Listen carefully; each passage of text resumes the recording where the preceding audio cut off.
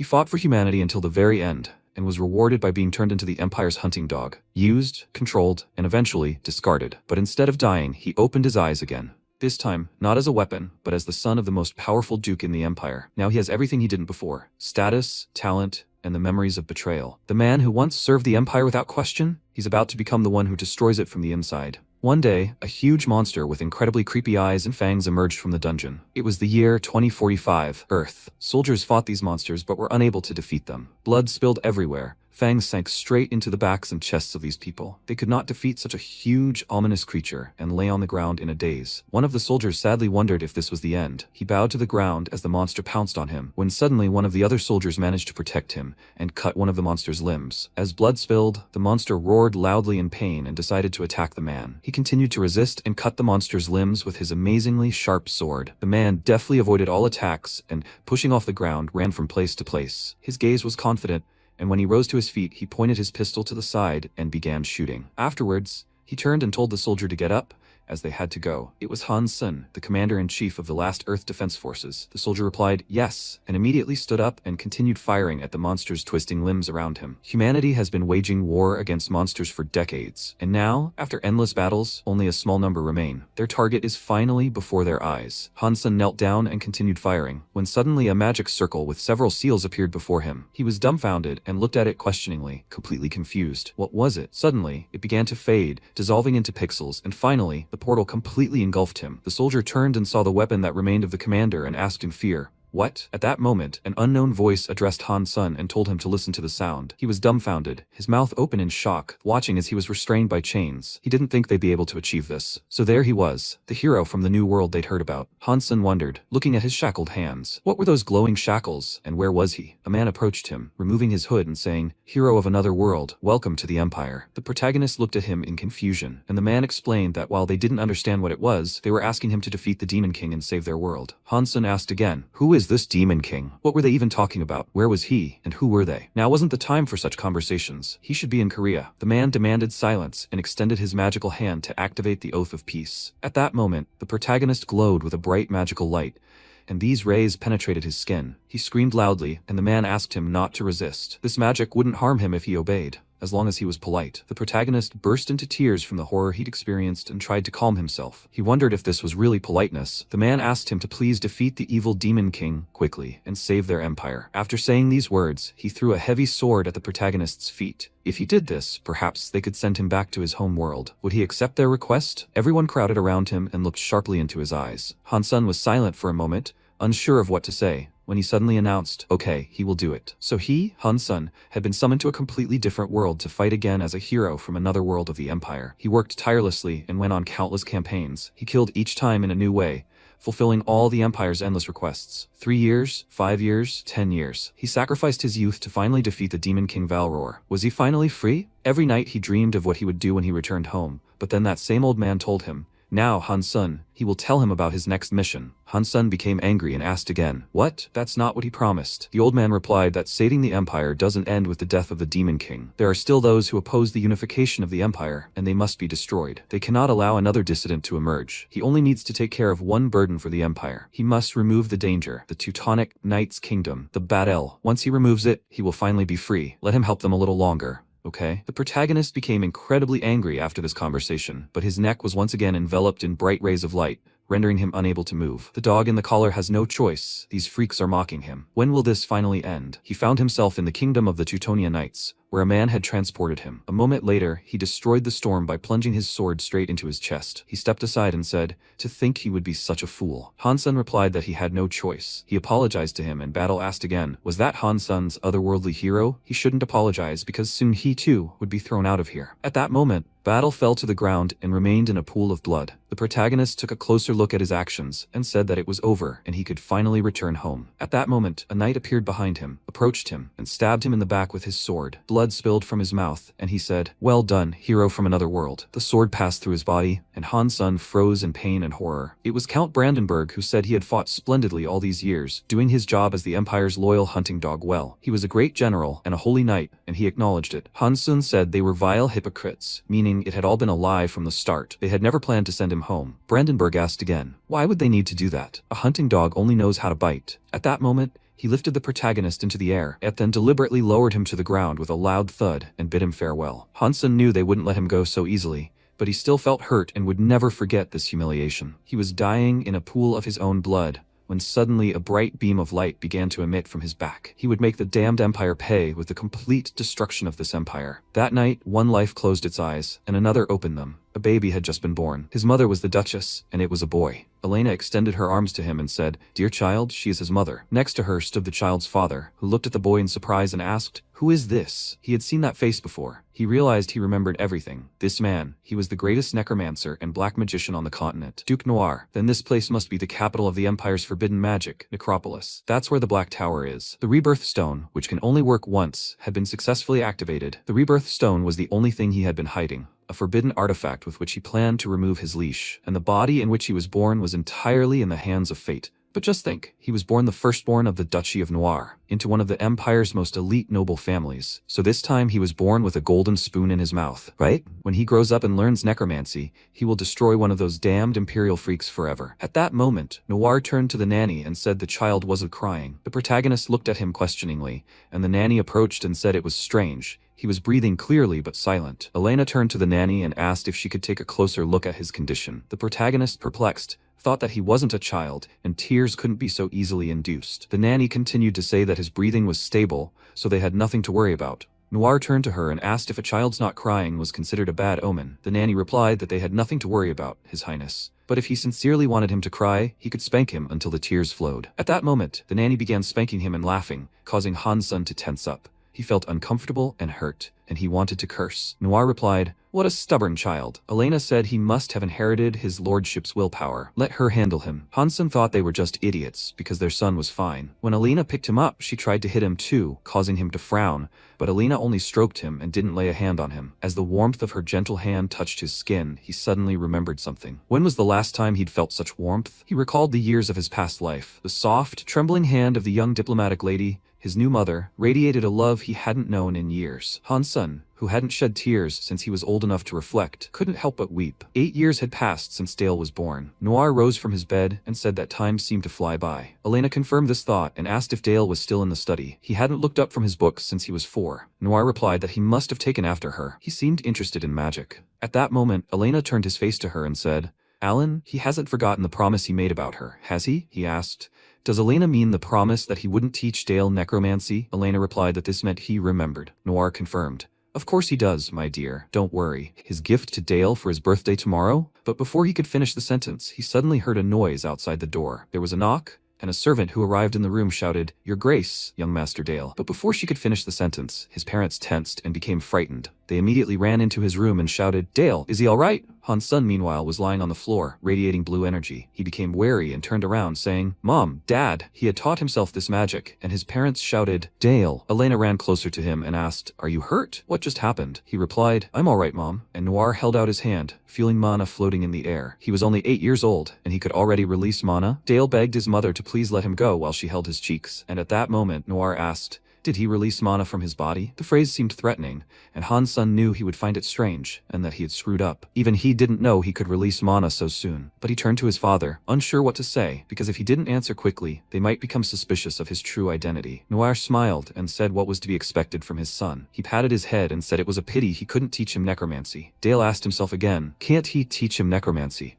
Then what about his revenge? Elena was delighted and said the servants would clean everything up, so he should quickly return to his room. He replied, "Yes, Mom." At that moment, Noir turned to Elena and said he was thinking of gifts for Dale. Sometime later, a banquet was held to celebrate Dale's birthday. Many distinguished guests had gathered in the hall. They were discussing their visit to this event. Today was the young master's birthday. Of course they had to come. It seemed all the nobles belonging to the Black Duke's territory had gathered. One of the curious individuals asked, "By the way, when will the young master arrive?" Someone was commenting on how long they hadn't had such a grand banquet. It seemed a bit late, but it was already very lively. In the banquet hall on the second floor, the protagonist sat, his head bowed in sadness. To think that all these people had gathered just to celebrate his birthday. It was so tiring. Perhaps because he had become accustomed to being treated like a failure since his days as a hero, being treated like a young master still made him feel uneasy. At that moment, someone knocked on his door, and he continued to think. Besides, he was still upset about the destruction of the table the other day. He couldn't believe his mana had gone berserk just from remembering his time as a hero. He wondered who brought this book, the biography of a hero from another world. That he hadn't thought about it? This body had too much talent to give up necromancy. How was he supposed to convince his father? He vaguely heard him say that he thought gifts were a good idea. Maybe he should try asking him to teach him necromancy, but it probably wouldn't work. He looked at his mother, who entered the room and apologized for keeping him waiting. He was glad to see his mother, and she congratulated him on his 8th birthday. Dale turned to her and asked who the person behind her was. She asked to be allowed to introduce them. Next to her stood a hooded girl, covering herself and not showing her face. Elena informed him that she was the elder of the Blue Magic Tower and a master of water magic. This is the illuminated Lady Sepia. She will be his teacher. The protagonist looked at her in bewilderment, and Sepia said that she looks forward to the opportunity to work with him. Elena congratulated her son in this way and whispered a happy birthday in his ear. Han-sun was dumbfounded. Did they really hire the elders from the Blue Tower as his teacher? In that case, they intend to teach him water magic, which is aimed at protection and destruction. As he thought, his mother does not want him to study dark magic. At that moment, Sepia turned to him and asked if they could talk alone. He answered, "Yes, Teacher Sepia." After a while, they went outside into the snowy forest. Sepia said that perhaps he had already heard, but she was asked to teach him only water magic. He was not disappointed. She was sure he would like to learn another type of magic. He looked at her in bewilderment and asked,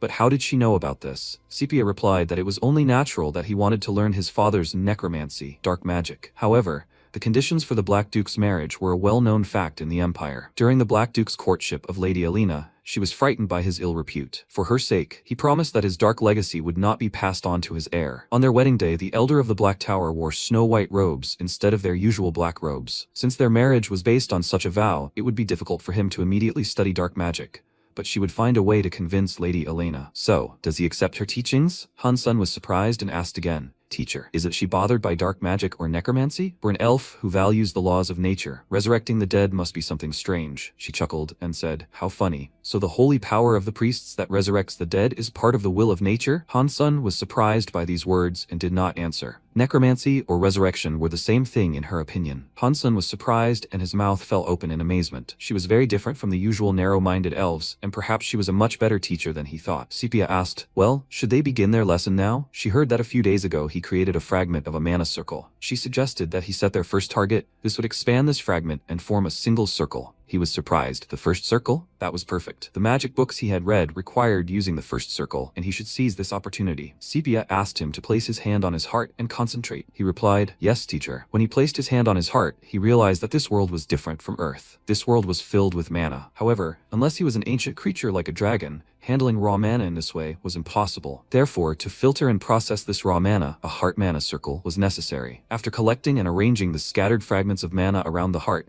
he needed to make the assembled circle rotate evenly around it. This meant that the circle was the process of imprinting the pathways through which it enters the heart. Just as Teacher Sepia had told him, he was able to create bright rays of light around himself by using mana. At that moment, Sepia told him to begin carefully rotating the mana around the heart. This usually takes about a month, so he shouldn't rush. At that moment, he looked at his hands and turned to the teacher, asking again, "Like that?" She was dumbfounded, unsure what to say. Asking again, "What? Is it possible for a child who has just begun training to form a protective circle for minutes? What if he is a gifted child with a talent for magic?" At that moment, Han-sun released magical rays of light from his hands and smiled as he took advantage of them. Sepia looked at him in surprise and asked, "Dale, could he try releasing his magical power through the circle?" He replied that he would try it now. Normally, even releasing mana through a circle isn't always easy for beginners, but at this level, he wouldn't be able to exact revenge on the Empire, let alone catch up with Duke Noir. In his previous life, he could only use deadly combat magic with the magical engravings on his body, but this time, things would be different. This body, having inherited the talent of the Lord of the Black Tower,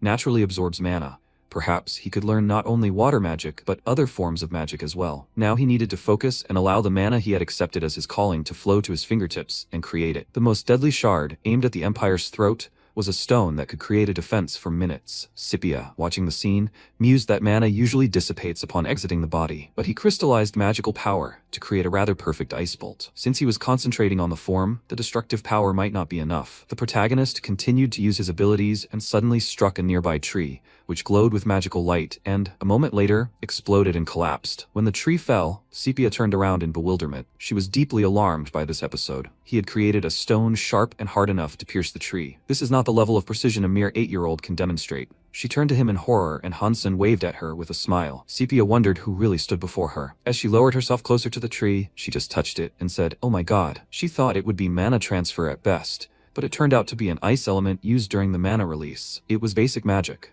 But who would have thought it would penetrate magic that so perfectly absorbed nearby cold? Han-sun turned to her and asked, "Master, did he do something wrong?" Elena turned to him with a smile and remained silent. The complexity of the magic formula was far beyond what an innocent child could unknowingly create. This rotation, acceleration, and overload magic incorporated 3 formulas known as the golden ratio of combat magic. That he could unknowingly project and cast such a completely deadly spell was simply astonishing. He turned to his teacher again, and Sepia waved her hand and said it was nonsense, and she understood why the Duke might consider it regrettable. Sometime later, Sepia arrived at the palace and, turning to Noir, told him everything she thought. Noir asked again, what did she mean she couldn't teach Dale? She remained silent, and Noir continued that if he had reached the first circle in just a few minutes, then she should definitely teach him. She replied that as soon as young Lord Dale reached the first circle, he immediately cast a perfect killing spell. At that moment, Noir was dumbfounded and horrified. It was hard to believe that a mere 8-year-old child had done this. A battle magic formula was used to create it. It was in the perfect golden ratio. She informed the Duke that young Lord Dale has a talent for murder. At that moment, Noir frowned and said, "So she says this as an elder of the Blue Magic Tower who opposes violence. She can't teach Dale?" Sepia replied that that was not the case at all. If anything happened, she felt a strong desire to guide him on the path of truth with her own hands. Noir replied that in that case, she had no reason to refuse. At that moment, Sepia said, "Duke's dark magic. It seems young Master Dale has already mastered the magic he wanted to learn." At that moment, Noir was stunned. He didn't know what to say, and Sepia said that she had heard a lot about his love story. She respected the promises he made to Lady Elena, but that didn't give him the right to decide the future of his child, especially if it was someone with such great talent as young Master. Han-sun tried to eavesdrop on their conversation while standing outside the door and didn't hear anything at all. He sat down on the floor and wondered, they're talking about him, right? He didn't expect his first spell to display such power. Tower Master Sepia looked very surprised. From now on, he would have to control his power more carefully. At that moment, his uncle approached him and asked, "Young Master Dale?" The protagonist was delighted when he saw him and exclaimed, "Uncle Helmut." Helmut asked with a smile, "What is he doing here?" Han-sun asked if he could ask him first where he'd been. Helmut grinned and replied that he'd been away fulfilling his duty to protect the ducal family. He reached out to embrace him, adding that he needed to defeat some terrifying monsters. He picked Dale up and tossed him above him to play. Dale asked again, "He was in a dungeon, right?" At that moment, he grew sad and reflected that in this world, the appearance of a dungeon or an infestation of monsters is a serious problem for any territory. When the Demon King was still alive, monsters attacking civilian areas caused great damage. That's why the knights of each house prioritize clearing unexplored dungeons in the Demon King's territory, or destroying monsters that have entered dungeons through breaches. The situation in the Saxon Duchy, in particular, is several times more serious than in other territories. He is the reason for this. After his past life, the hero of the New World defeated the Demon King. Duke Noir was ordered to transform the Demon King's territory into imperial territory by subjugating the monsters inhabiting it. Technically, this is called discarding the remains. Dale asked his uncle Helmut to take care of himself, and he asked again, "Is he worried about him, young lord?" At that moment, someone entered their room and said, "It seems he's in good health." They both turned to see Noir enter the room. Helmut greeted Duke Noir, who responded that he appreciated his hard work during the recent dungeon raid. Elena also entered the room and asked, "Are they all gathered here already?" Dale wondered, "What's Mom doing here?" Elena saw him and said his name with admiration, after which she came closer and said that she heard he had reached the first circle and that she was very proud of him. Noir replied, "I see. He congratulates him." Elena turned around and told him that if he had anything he wanted, he should tell his father right now. Dale wondered if he'd asked him to teach him necromancy. Would he have resorted to trickery? What could children that age dream of? He replied that he wanted a little sister, and his parents were deeply embarrassed after his expressed wish. He replied that they would try their best, and Dale replied, "Yes, father." At that moment, Helmut grinned, and his subordinate asked the captain to restrain himself. Night fell, and the entire palace was illuminated by bright moonlight. Han-sun lay down on his bed and thought that trying to act childish was simply terrible. He felt tired, and it was probably because he had used magic. When he fell asleep, he remembered his past life and had a terrible dream. He was met by Brandenburg, who said he was glad to see him again. It had been a long time since they had seen each other, hadn't it? People are so cunning, don't you think? It's so easy for a person to become soft, right? He was happy that he now had a wonderful home and loving parents. Now that he was warm and cozy, he didn't think so much about revenge, did he? The Empire will find him, Han-sun. They will search for him until they kill him, and until all traces of him disappear from the face of the earth. At that moment, Han-sun abruptly woke up as a bright light emanated from his chest. He tried to catch his breath and clutched his chest, thinking that his heart felt like it was about to burst. This murder he heard about? Damn the Empire. With these thoughts, he left his room, knowing that they simply wouldn't let him go until the very end. Han-sun went outside without winter clothes and thought that he would feel better if he got some fresh air,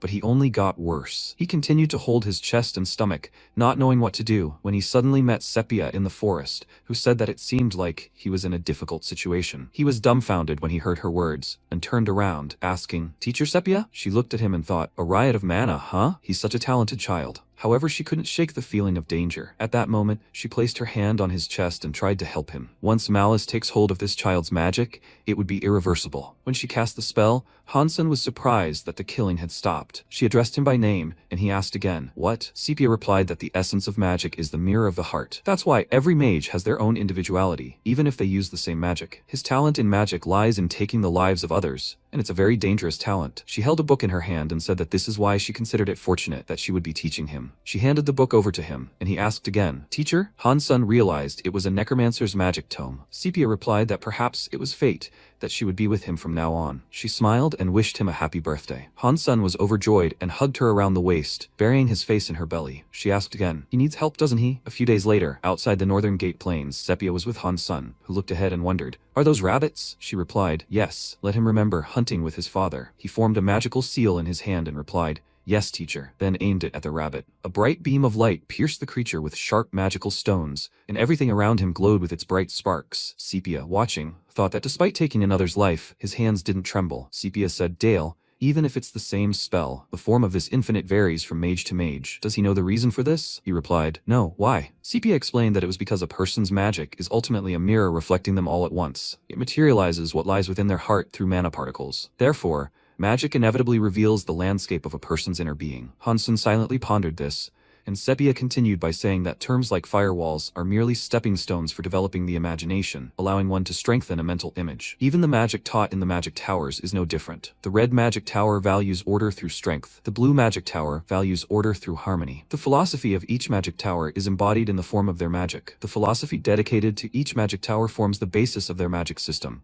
And in addition to the red and blue magic towers, there are also black, white, and green magic towers. After this, she breathed a sigh of relief, and Hansen wondered. Sepia continued that she thought it was too early for him. The most basic form of necromancy is zombie raising. This is the art of reviving a corpse using mana threads to control it. The protagonist focused all his power on the rabbit to revive it, the head, spine, and knees. By attaching mana threads to them, he was able to reincarnate the rabbit. Sepia praised him for his work and asked if he could move on to the next one right away. He replied, "Yes, master." He had frozen armor, and his eyes glowed with a bright magical light. When he touched the ground with his hand, magic began to spread around him at the speed of light. A bright beam pierced the rabbit that was wearing this armor. He created excellent frozen armor, and the shape was suitable for a hare. She offered to test his defenses. At that moment, Hansen tensed, and a moment later she attacked the rabbit with this armor, which crumbled slightly, but still protected this creature. Hansen was glad that it worked, and he blocked her shot, teacher. Sepia said that it was excellent work, and it seemed he wanted to say something. Something on the tip of his tongue? Hansen replied yes, he would like her to teach him how to better use water magic. She smiled and said no. Hansen was surprised and asked again, "What?" Sepia replied that what he did today was a very simple form of water magic. But like all magic, the water attribute requires deeper insight and a higher level of understanding as it develops. Most beginners struggle to master even one type of magic. Mastering two types simultaneously is what they call a dual mage. At his age, it's nearly impossible, and to her, it seems like excessive ambition on his part. His mouth dropped in surprise, and he asked again, "What? Ambition?" After everything he'd shown her, she still thought it wasn't enough. Hansen turned to her and said that she herself had said they would find their way forward together, but now she was saying the opposite. Sepia lowered her gaze and abruptly replied that today's lesson was over. That night, in the study, the protagonist entered the library and collected several important books. There was nothing he couldn't do alone. He would perform so well that she would have no choice but to teach him. He began reading the necessary and important spell books, and a pink aura appeared around him. The next day, when he went out into the forest with Sepia, he dozed off because he hadn't gotten enough sleep the night before. Sepia asked if he was okay. It looked like he hadn't slept a wink. He replied that he just stopped for a bit to prepare something. Sepia asked him not to strain himself, and he held out his hand and replied, "Yes, teacher." At that moment, a seal of magical dark light appeared from his hand and surrounded the rabbit. Sepia noted with joy that he had already fully mastered it. Suddenly, the protagonist began to destroy this magical barrier and exploded the ice. Sepia didn't understand and was dumbfounded. What had just happened? Was that all? A bright purple beam of light emerged from within the rabbit and pierced the creature completely, and a moment later, a bright magical explosion erupted in the forest. Sepia was dumbfounded by what she saw and realized what it was. A multitude of bright fragments flew past her and she silently looked at Dale. He said, "Corpse explosion and ice explosion." He combined the properties of water and darkness into one. Could he really be considered a dual mage with so many abilities? At that moment, he held water magic in one hand and dark magic flowing from him in the other, smiling despite his teacher. When Sepia looked into the distance at the destroyed rabbit, she realized this was an attack method she'd never seen before. Combined with the ice explosion from the frozen armor, the corpse explosion spread across a larger area, and it didn't end there. as so much ice and bones flew like blades. It's almost as if this magic is used only for killing, and it would be used by someone who has dedicated their entire lives to battle. What form does this child's mental image take? At that moment, Han-sun turned to the other side of the forest and saw his beloved uncle. He rejoiced, and Helmut raised his hand and shouted, "Young master, Lady Sepia." Han-sun asked if he had just returned from another dungeon raid. Helmut, sitting on horseback, replied that this time they had repelled a small group of monsters. The Black Cavalry had been through a lot. The Black Cavalry, armed with spears coated in aura, are the unrivaled cavalry of the Duchy of Saxony. In addition, their knight, Captain Sir Helmut, is one of the 7 sword masters on the continent. He hadn't forgotten their promise to teach him swordsmanship, right? Han-sun dreamed of learning swordsmanship from a person of high status. This was a wonderful opportunity. Suddenly, Helmut laughed and shouted, "Of course not." Han-sun waved at him. "See you later then, Uncle Helmut." He replied, "Okay," and asked him not to linger here for long. It's too cold everywhere. He should take care of himself. They said goodbye, and Sepia suggested Han-sun return to the palace. He replied, "Okay, master." That night,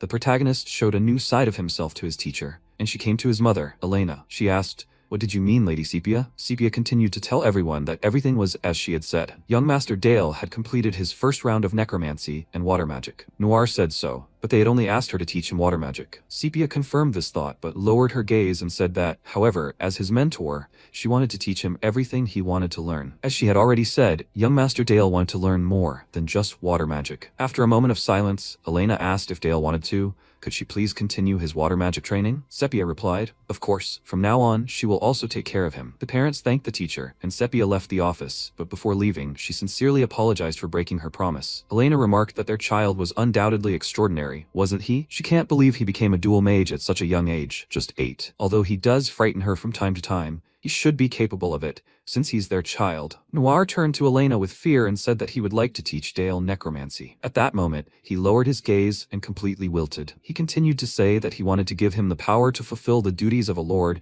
and at the same time make him an excellent student. As his father, he wanted their son to inherit his legacy. He clutched his head and apologized to his wife again. Elena said that public opinion about necromancy still leaves much to be desired, and people fear it and call it death magic. That's why she wants to dissuade him, but let him teach him so that he becomes a necromancer who could ignore the perception of necromancy by others. She responded lovingly to this proposal and hugged Noir, stroking his face.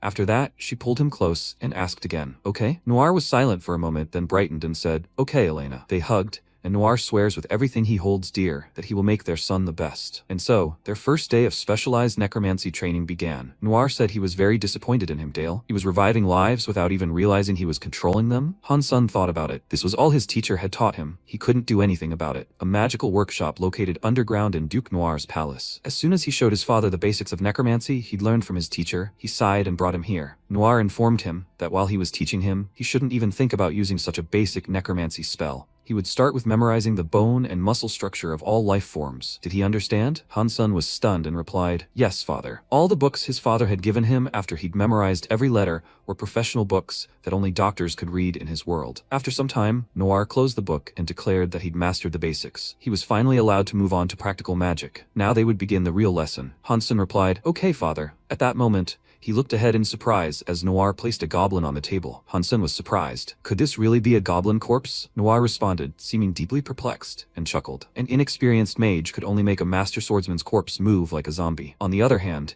an experienced person could transform an ordinary soldier into a death knight, and now this was an ordinary undead soldier. How would he control it? Han-sun was a little frightened and held out his magical hand, thinking that unlike a rabbit, which was small and consisted of only a few bones, a goblin was much more difficult to control because it was bipedal and had to be bound together by numerous threads of mana. He should fire now. It would be like trying to control a complex puppet. At that moment, he tensed up and actually tried to use his powers, wondering if it had been a mistake to use posthumous cruelty to strengthen his defense. This creature's joints were frozen, and he couldn't move them. What should he do in this situation? At that moment, Noir placed his hand on his son's shoulder and said, "Dale, while it might be a good idea to strengthen this creature's body by increasing its post-mortem rigidity, the downside is that it limits the corpse's movement." Han-sun was dumbfounded when he heard this, and Noir asked him to watch his movements. At that moment, he generated magic in his hands and directed it at the goblin. Han-sun gaped in surprise and watched every movement carefully. The goblin was shrouded in dark magic, and rib cages were originally designed to protect human internal organs. But there was no need to protect the organs of the dead, was there? He must understand the structure of his target and modify it to suit his needs.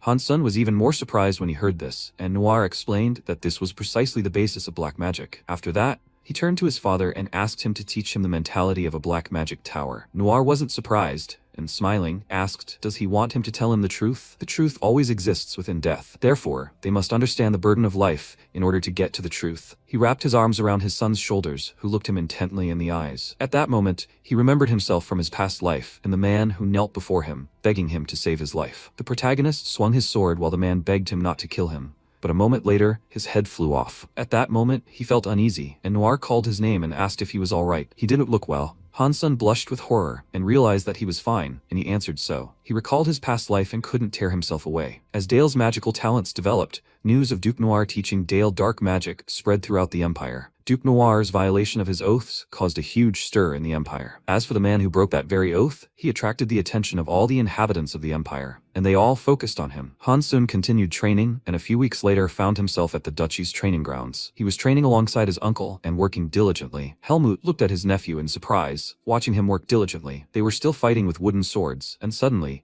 the protagonist saw a bright beam of light in front of him. He stepped back a little, when suddenly a bright flash of light formed between them. Helmut looked to the side and was surprised to see his sword fly off. He shouted with a grin that his master had done well. Hansun replied that a knight like him would never drop his sword. He let it go on purpose, didn't he? Helmut replied, of course not. Since he used swordsmanship techniques used in real combat, an ordinary person would die in a single fight. Hansun clasped his sword in his hands, and looking at them, Helmut continued to say that his swordsmanship is so excellent that he can confidently say he is a mage. Since a mage always has knights by his side to protect him, he really doesn't need to train so hard. Is there a reason he's doing this? He doesn't need to get himself into such a state. Hansun held out his hand and answered, of course there is. It wouldn't be good for the Duke's son to rely solely on guards or defensive magic, would it? Besides, how could he miss the chance to learn swordsmanship directly from one of the continent's 7 swordmasters? Helmut smiled and shouted mockingly that this was an excellent answer. If he had a son like him, he wouldn't regret anything. Hansun replied that the day had finally come when he deserved his praise. At that moment, Elena approached them, rustling her dress.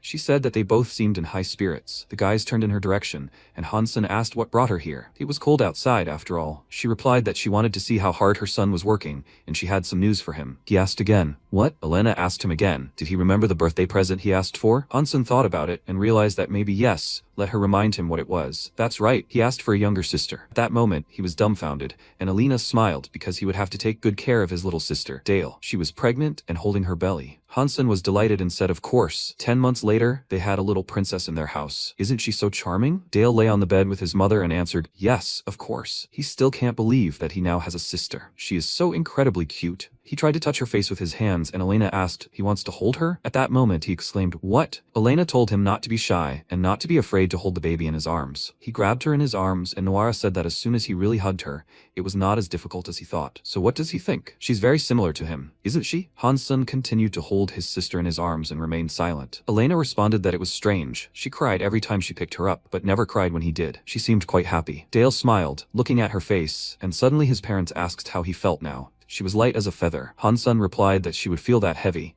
Noir smiled and replied that this was the meaning of life. He must never forget that. Now, isn't it time for him to begin the lesson? Come on. He's sure that teacher Sepia is waiting for him. After a while, Hansun emerged into the snowy forest, and Sepia informed him that today's lesson was real combat practice. He asked again, should he act seriously? Sepia told him not to hesitate and to attack with all his might. He replied that he understood everything, teacher, and set his magic seal. Sepia thought she wanted to see how much he had improved. A moment later, a sharp shard was aimed straight at her head, and she reacted silently, thinking that his first strike was too slow. A moment later, he struck again, and Sepia spoke with brazen insolence. A student is lenient toward his teacher? She grabbed the shard in her hand, and Hansun realized he needed to strike harder. At that moment, Sepia shouted, barrier, quickly. He froze in fear and covered his face with his hand. He knew that if he hadn't blocked it, he would have been seriously injured. Sepia thought about how he'd managed to create ice armor in such a short time, and that impressed her. The ice armor crumbled on his hand, and Sepia suggested doing it again. Hansun touched the ground with his hand and said, molecular combination, ice wall formula. Let the ice wall rise now. At that moment, he created a protective wall-like barrier of ice around himself, and Sepia was stunned. He'd created an ice wall in the midst of battle. By improving his mana structure, he'd significantly increased the ice's density, and it was truly powerful. Sepia approached closer and wondered,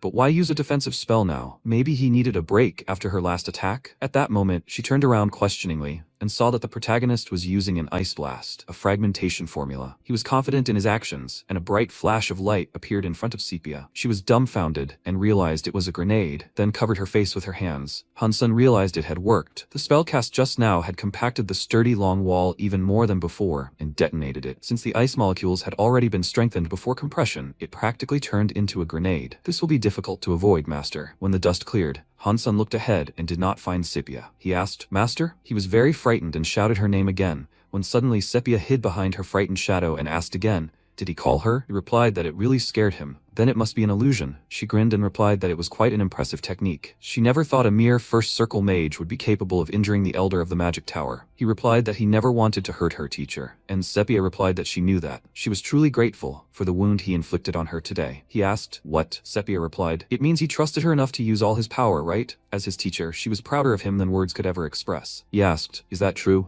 And Sepia continued, of course it is. He's an excellent student. How did he even come up with such a spell formula? He clutched his head and, smiling, replied that it was all thanks to what she taught him. Sepia looked down, lost in thought, a smile on her face. A moment later she found herself in Noir's office, and her face no longer expressed such joy. Noir asked where she got that wound on her cheek. She replied that she had been careless and realized it near the young master. His formula was remarkably precise. Noir replied that he was always in her debt. Sepia countered that it was nonsense, as it was a great joy for her to teach such a talented student like him. Noir asked if it would be okay if he asked her again. Sepia smiled and replied, of course. And Noir continued that they had received word that a group of orcs had crossed the mountain range and invaded their territory, nothing a small cavalry unit couldn't handle. Nevertheless, he intended to send Dale to this battle. At that moment, Sepia froze and said the young master wasn't ready yet. Noir replied that he hadn't expected him to fight on the front lines now. Nevertheless, defending the territory was the responsibility of House Noir. He stood up and spoke out, emitting his dark aura that as the Duke's heir, he must understand his responsibility,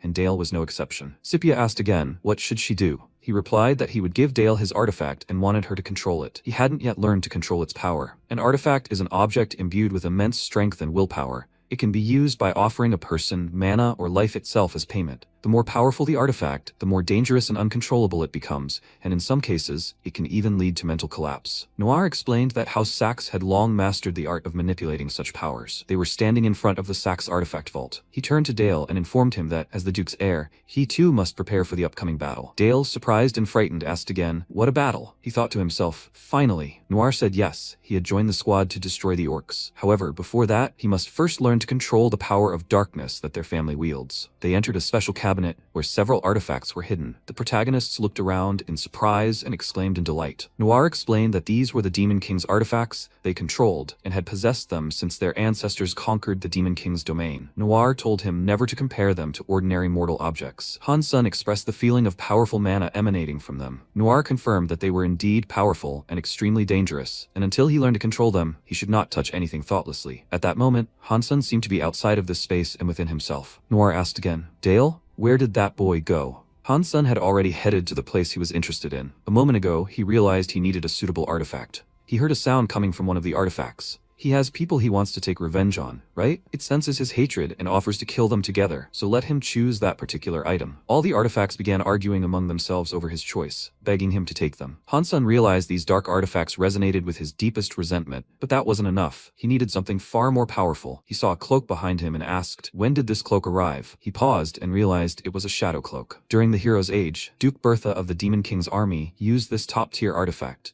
It had the ability to transfer form to shadows, making him an incredibly difficult opponent. Hansun knew he had to try it, so he donned the artifact. When Noir and Master Sepia saw it, they exclaimed his name, and he turned to look at them questioningly. At that moment, a dark aura enveloped him, repeatedly declaring it was hungry. So it all begins. This is no ordinary shadow. Whoever mastered it in the past could summon shadow storms and move darkness as if it were a living being. However, to truly control it, the master must force the shadow creature to submit completely. So it won't be easy, right? Hansun looked at his hands, where the dark energy was concentrated, and was horrified to find himself inside this dark magical epicenter. The teacher and Noir watched in bewilderment. Noir clutched his head, unsure what to do, and Sepia said that it was getting late. Should they worry? Noir replied that if this continued, he would lose his mind and be eaten by a shadow creature. She asked again, what? Well, then they needed to act. Noir said that they would have to pull him out by force. At that moment, a strong wind arose in the room, and a bright light shone directly into the eyes of the teacher and father. The magic circle evaporated, and Dale found himself back in the room. Noir asked again, "Dale?" He smiled and replied, "Yes, father." Sepia ran closer to him and asked if he was okay. He replied that he was fine, and Sepia said that he had made her worry. He replied that it had only slightly affected him. Noir couldn't understand how he could remain unharmed. How could a child master such a powerful artifact? Hansun turned to his father and said he had a question and asked him to speak. Hansun asked if he could touch the other artifacts too. Noir and Sepia were dumbfounded by this question,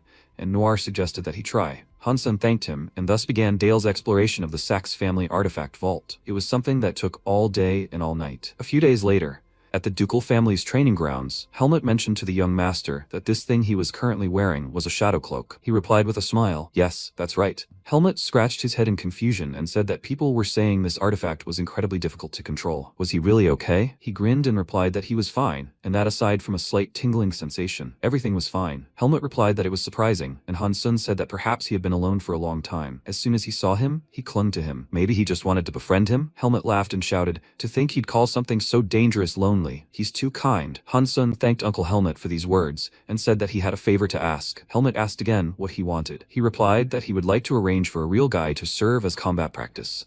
Helmut exclaimed, "Of course he can do that. He will do everything possible not to disappoint him." Hansun thought that meeting one of the continent's 7 swordmasters might still be an impossible task. His aura alone instilled fear in him. Helmut asked him not to be afraid, and that he would fight him using only the basics of swordsmanship, without using aura. Hansun mentally thought, does he mean he won't be so harsh with him? But a knight must fight seriously, and that's their credo. His true goal in this sparring isn't the duel itself, but to practice using the shadow cloak. The power of the weapons he can create from shadow creatures will determine the true value of the artifact, and this battle will be a necessary test. At that moment, he used the shadow blade throw and pounced on the terrified Helmut, who began to fend off the attack with incredible terror. He couldn't understand. Had he really blocked the blow with strength alone? It was simply incredible. Helmut grinned and shouted that this was excellent, and now he would attack him first. When Helmut tried to attack the protagonist, he rolled back slightly, and Helmut, greatly alarmed, looked questioningly at Hansun. It was an unexpected attack. How fascinating. Hansun was incredibly frightened and tried to deflect the dark rays of light that were creeping closer to him, when he suddenly used magical powers and deflected them with ease. Helmut was dumbfounded,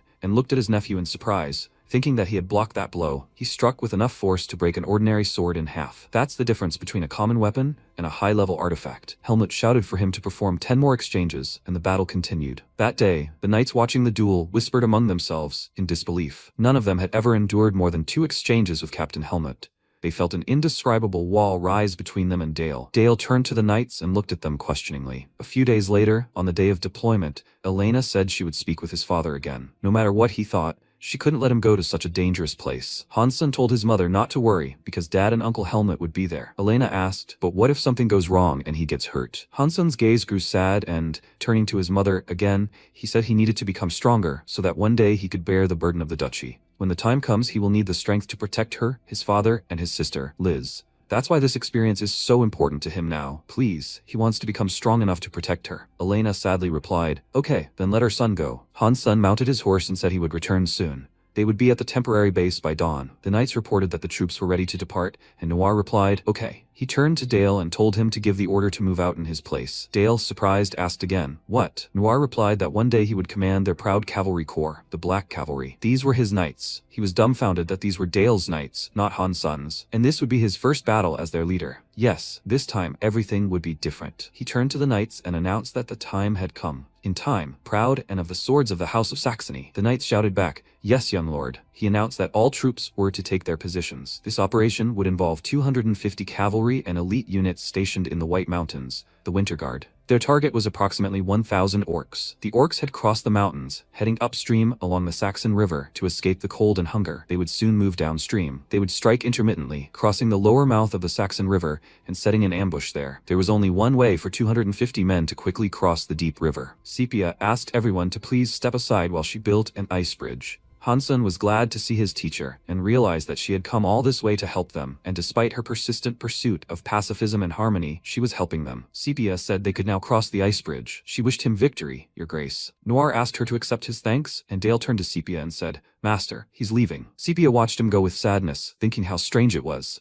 To think a student could make his teacher so worried. Moments later, a hidden squad of Winterguard Rangers ambushed the temporary base. Fire arrows darted straight at the enemy squad, aiming to destroy them. Everything around them erupted in a bright flame, and the ogres were destroyed. One of them screamed loudly, prompting Helmut to announce that the 1st, 2nd, and 3rd Cavalry battalions should now form up an attack. They all formed a line and continued the fight. Helmut turned to Han's son and asked, "What do you say, young master?" He considered the thought. Since each horse's hooves hit the ground twice per second, they were moving at a speed of at least 40 kilometers per hour. Given the combined weight of the riders and their armor, the force of the impact would be enormous. And when spears 3 to 4 meters long are locked in place, that's the spear formation. Enhanced by the knight's aura, even the orcs won't be able to stop it. Han's son commented that the game was completely one-sided, and Noir confirmed his thoughts. This is the point of the cavalry corps, which is the pride of their duchy. Helmut said that he shouldn't relax, young Master Dale, because this is only the beginning. The fight continued, and the ogres advanced on them, shields in hand. Helmut said the ambush had worked, but not enough to destroy them. They would retreat, regroup, and then finish the job with alternating attacks. At that moment, they saw a bright blue light in the sky, and one of the knights shouted the retreat signal. All units must retreat. At that moment, the retreat began, and the orcs watched in bewilderment. They roared loudly, not understanding what was happening,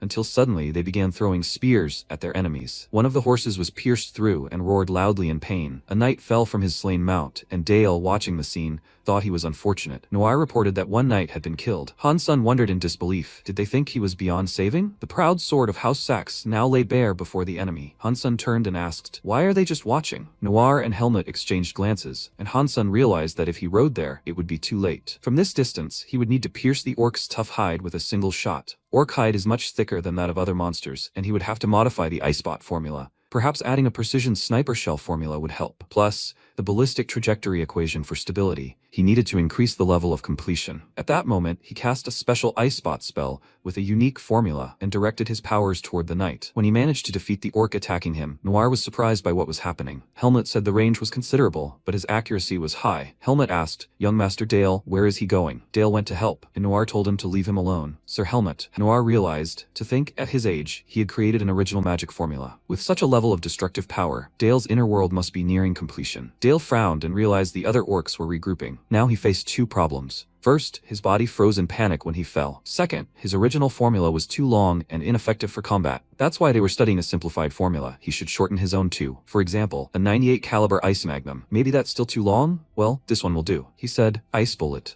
And at that moment the knight turned around in fear and saw a bright beam of light pierce the attacking ogre with its tip. The knight asked in confusion, "Young Master Dale, why would he do that for someone like him?" He walked closer to the knight and told him not to worry, as House Saxe would never give up their trusty sword. He placed his hand on his chest, and at that moment, two more monsters appeared behind the knight, approaching, roaring loudly. Dale pointed his hand at them again and used his Shadow Blade skill. The entire area glowed with dark energy, repelling one ogre after another outright. Dale smiled and said, "Destroy them," when suddenly the monster roared even louder, but it was the dark magic that enveloped him as well, one last time. When the head of one of the last ogres fell to the ground, the remaining ogre was frightened and unsure what to do. He saw the bones of his recently deceased friend, and Dale asked, "Is this still here?" At that moment, he used the ice bullet again and declared that it was all over. The knight turned to young Master Dale in confusion and said that his legs were not moving. Dale smiled and said they had done it. He picked up the knight and said they had done it, but he would leave the rest to Uncle Helmut. He dragged the knight to him, and Helmut shouted, "Cavalry, charge! They must attack for the Saxon house and for young Master Dale." All the knights rushed to flee and defend their kingdom. Saxon base sometime later. Knights set up special tents, and guards appeared near the king's special tent. Noir told Dale they'd successfully completed the orc-killing mission,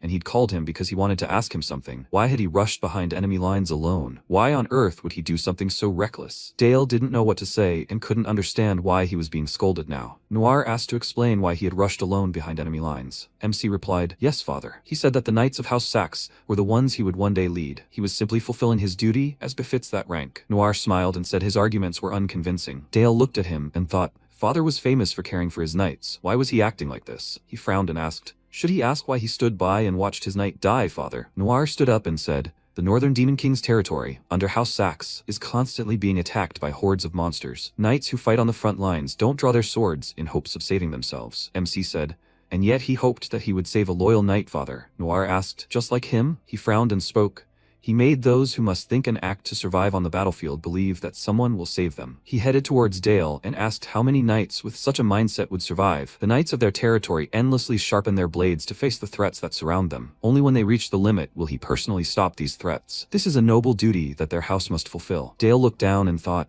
he is right. This is a logical truth that he cannot refute. Even he knew this in his past life, but somehow he forgot about it. Noir said, but he put his hand on MC's shoulder and said, the way he acted according to his will was quite impressive. He asked Dale to never lose such will of spirit. Dale replied, he understands, father. Noir opened the curtain in the tent and invited him to return to the castle. The story of the Duke's young heir, who charged into an orc horde to save a single wounded knight, quickly became the Empire's favorite gossip. The boys stood on some crates and shouted loudly, and they said the young lord had single-handedly taken down 1,000 orcs. This was mostly true, with a bit of exaggeration. It spread across the empire like wildfire. Although the man involved in the story considered it embarrassing, the incident injected new energy into the duchy. A few days later, a shout rang out in the training grounds. He had arrived, young Master Dale. The knights knelt before him and said, it is an honor to meet him. Welcome, young Master Dale, MC said, slightly embarrassed. He had told them that there was no need. Helmet smiled and said, be proud, young Master Dale. He raised his fist in the air and shouted, for the sake of young Master Dale's future, they must become even stronger. Do they understand? The knights shouted, yes. MC smiled and thought,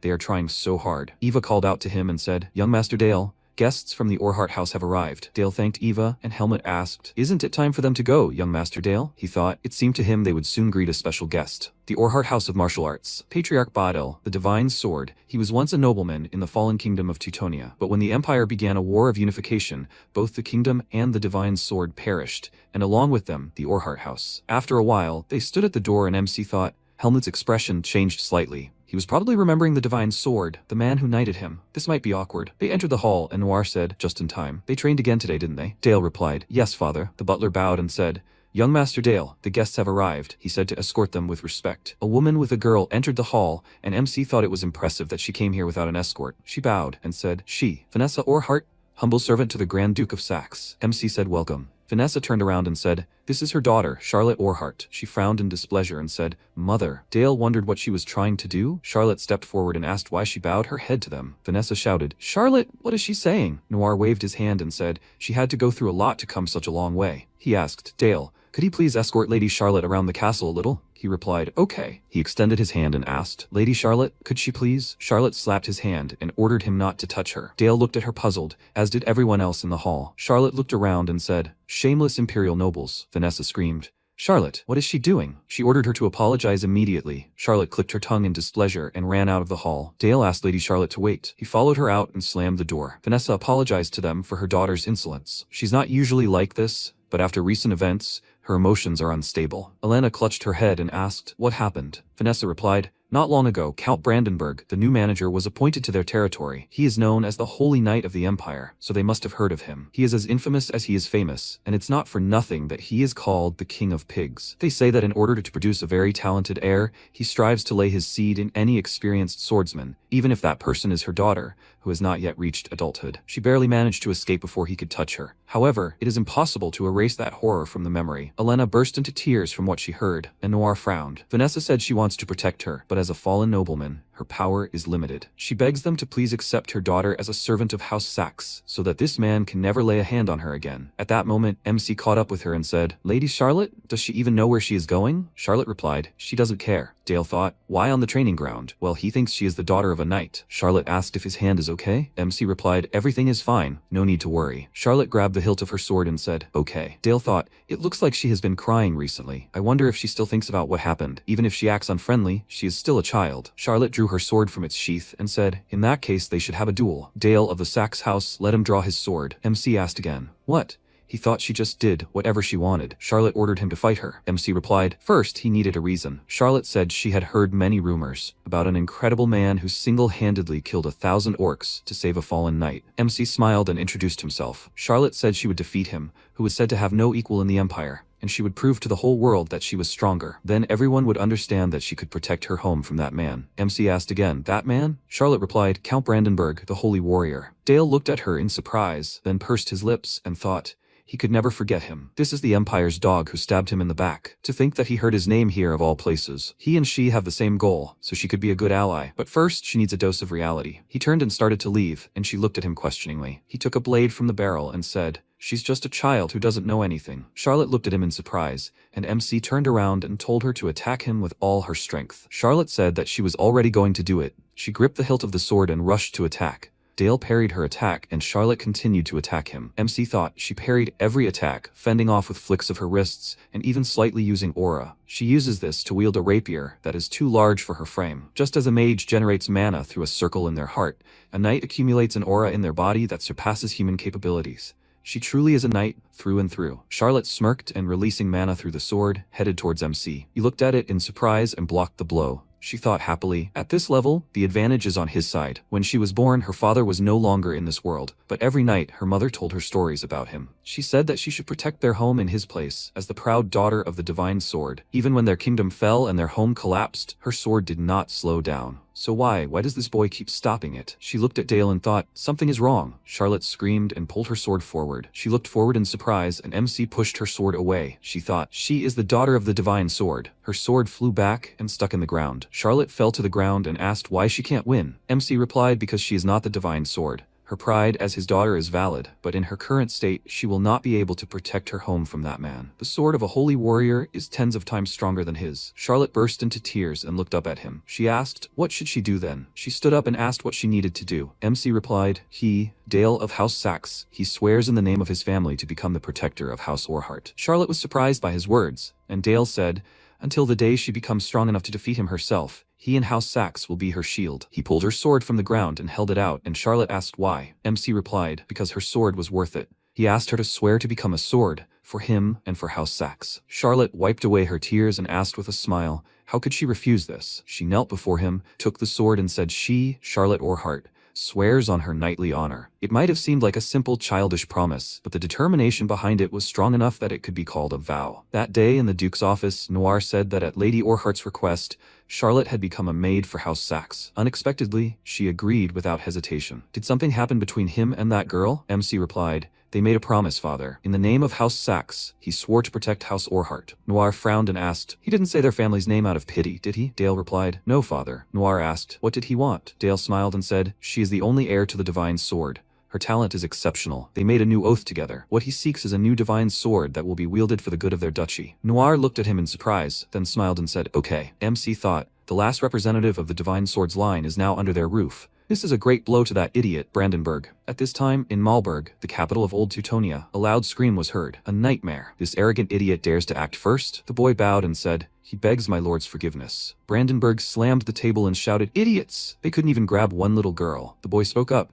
They sent assassins, but they were killed before they reached Saxe's house. They suspect that Charlotte Orhart fought them off herself. Brandenburg frowned and thought, they are useless trash. He exhaled and ran his hand over the scabbard. He thought those were good times. He drew his sword and asked, is it agreed? The holy sword Durandal, his beautiful bride, let her wait for him a little longer. He thought he would find the perfect heir to inherit this after him, no matter the cost. He ordered to contact the Thieves' Guild and send people to the Duke's territory. The boy was surprised, and Brandenburg told him to pay them whatever they asked. He ordered Charlotte, that unfortunate girl, to be brought to him. A week had passed since Charlotte had sworn her allegiance. After settling into the ducal residence, she underwent intensive maid training and made daily sparring with Dale part of her routine.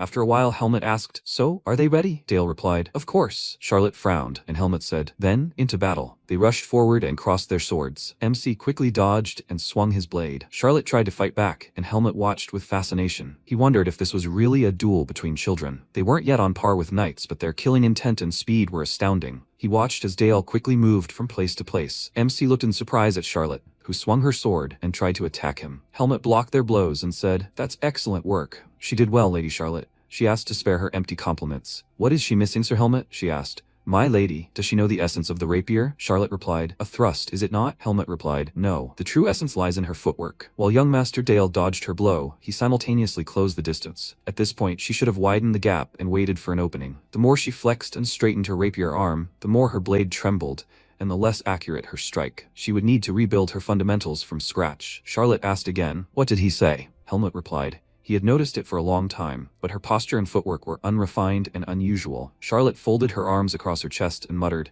well, she had never had a real teacher before. Helmut said, now that he was here, he would have to correct her strange fencing. Charlotte blushed with displeasure and screamed, "Is her fencing strange?" Helmet laughed and patted her head, replying, "He's just teasing her, my lady." She looked so cute that he couldn't resist. Dale looked at them carefully and wondered how quickly she would grow under the guidance of Sir Helmet, one of the continent's 7 swordmasters. If he didn't try harder, she might soon catch up with him. The process of creating a mana circle is basically the same. He senses the flow of mana circulating through his heart, waits for it to become stable, and then draws this pattern on his body as a mana ring. The problem is, it can take decades. Sepia asked if he had already completed forming the second circle. MC replied, "Yes, master. In this world, a mage's mana consumption is measured in revolutions per minute. A typical first circle mage makes about 300 revolutions per minute. Currently, the rotation speed of his first circle is 2,000 revolutions per minute, while the rotation speed of his second circle is about 400 revolutions per minute. To expand a new circle, at least 300 revolutions per minute are needed, which means he has already met the requirements for the third circle. Since he has passed the second circle, perhaps he needs to conduct an experiment. He will try to improve the existing ice bullet. He will strengthen the molecular bonds to increase its mass and hardness.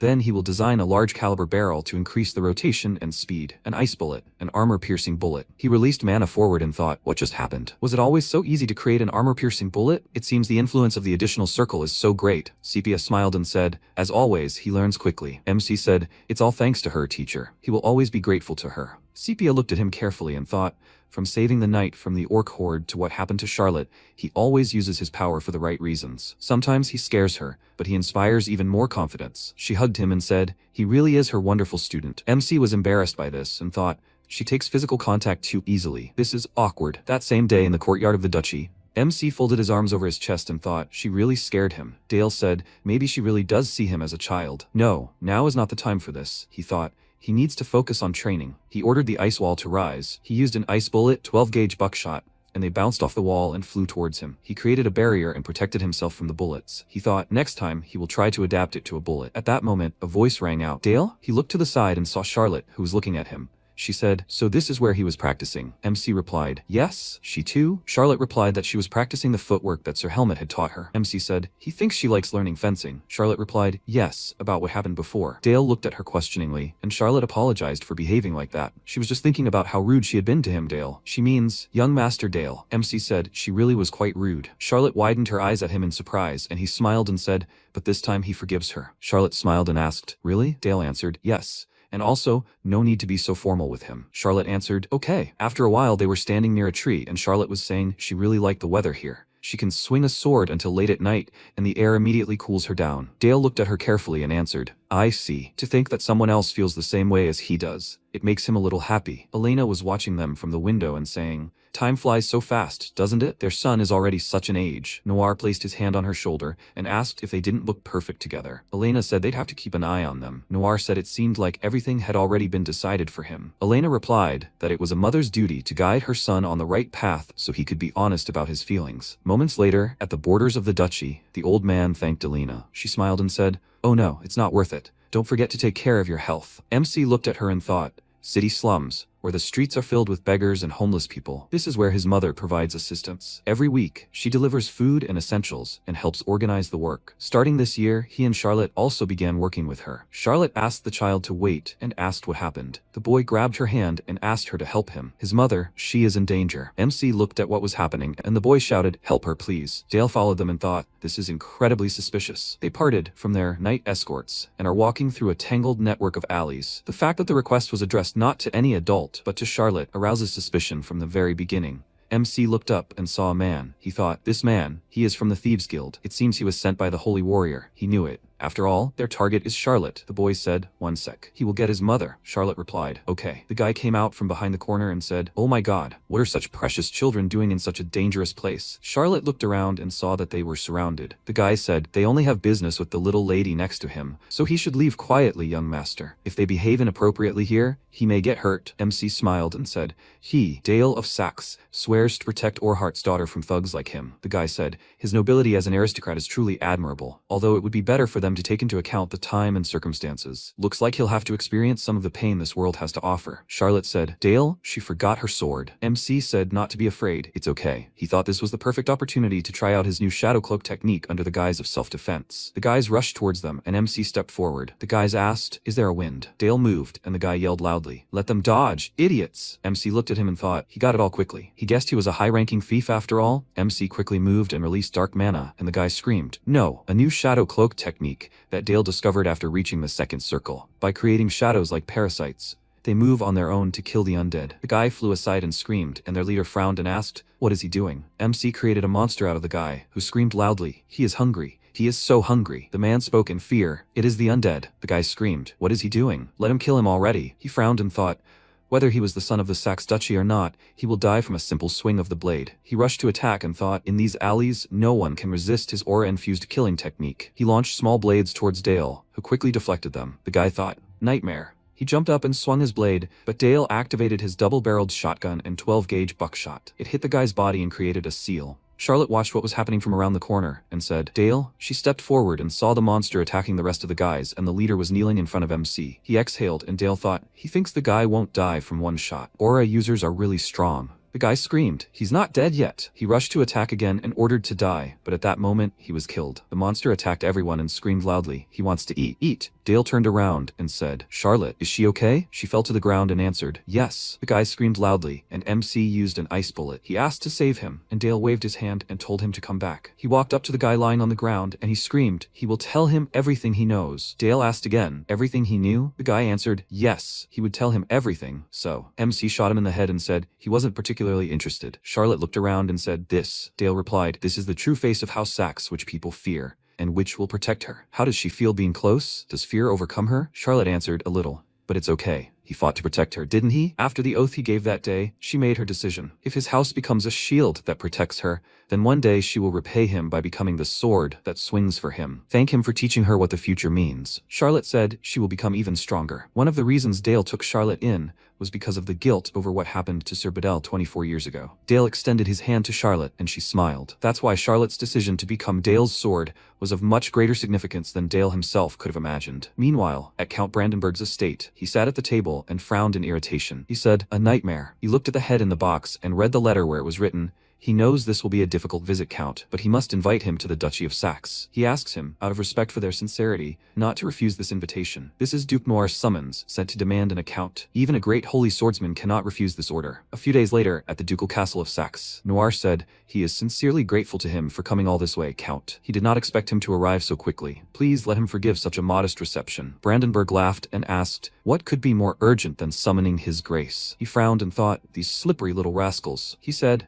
after the commotion at the ducal estate, great unrest is spreading throughout the empire, an attempted kidnapping in the middle of the day. Noir looked at him silently, and Brandenburg said he thought he guessed the reason why he was summoned here. But of course, he, the Emperor's faithful sword, could not be involved in something so shameful, right? Noir put his hand forward and directed his mana towards Brandenburg and his knights. The knights asked, what was this sudden gust of wind? They began to dissolve and cried out, my lord, he begs for mercy. Brandenburg thought fearfully. Even the knights of the Order of St. Magdalene could not resist this magic. Advanced dark magic storm into oblivion. Brandenburg cried out in fear. Your grace, Noir said, on your knees, holy warrior. Brandenburg cried out in irritation. Does he even realize the seriousness of what he's doing now, his grace? Noir advised him to listen carefully. This is the first and last warning. Brandenburg thought, a nightmare. Even though the Dark Duke had his reasons, he didn't expect him to go this far. Noir said, as he knew, he had called him here for peace. But if he dared raise a hand against the children of House Saxe again, he would wipe every member of House Brandenburg from the face of the earth. He asked him to accept his words wholeheartedly. He must be tired from the journey. Why doesn't he rest and warm up? Brandenburg replied, he was grateful for the expressed generosity, his grace,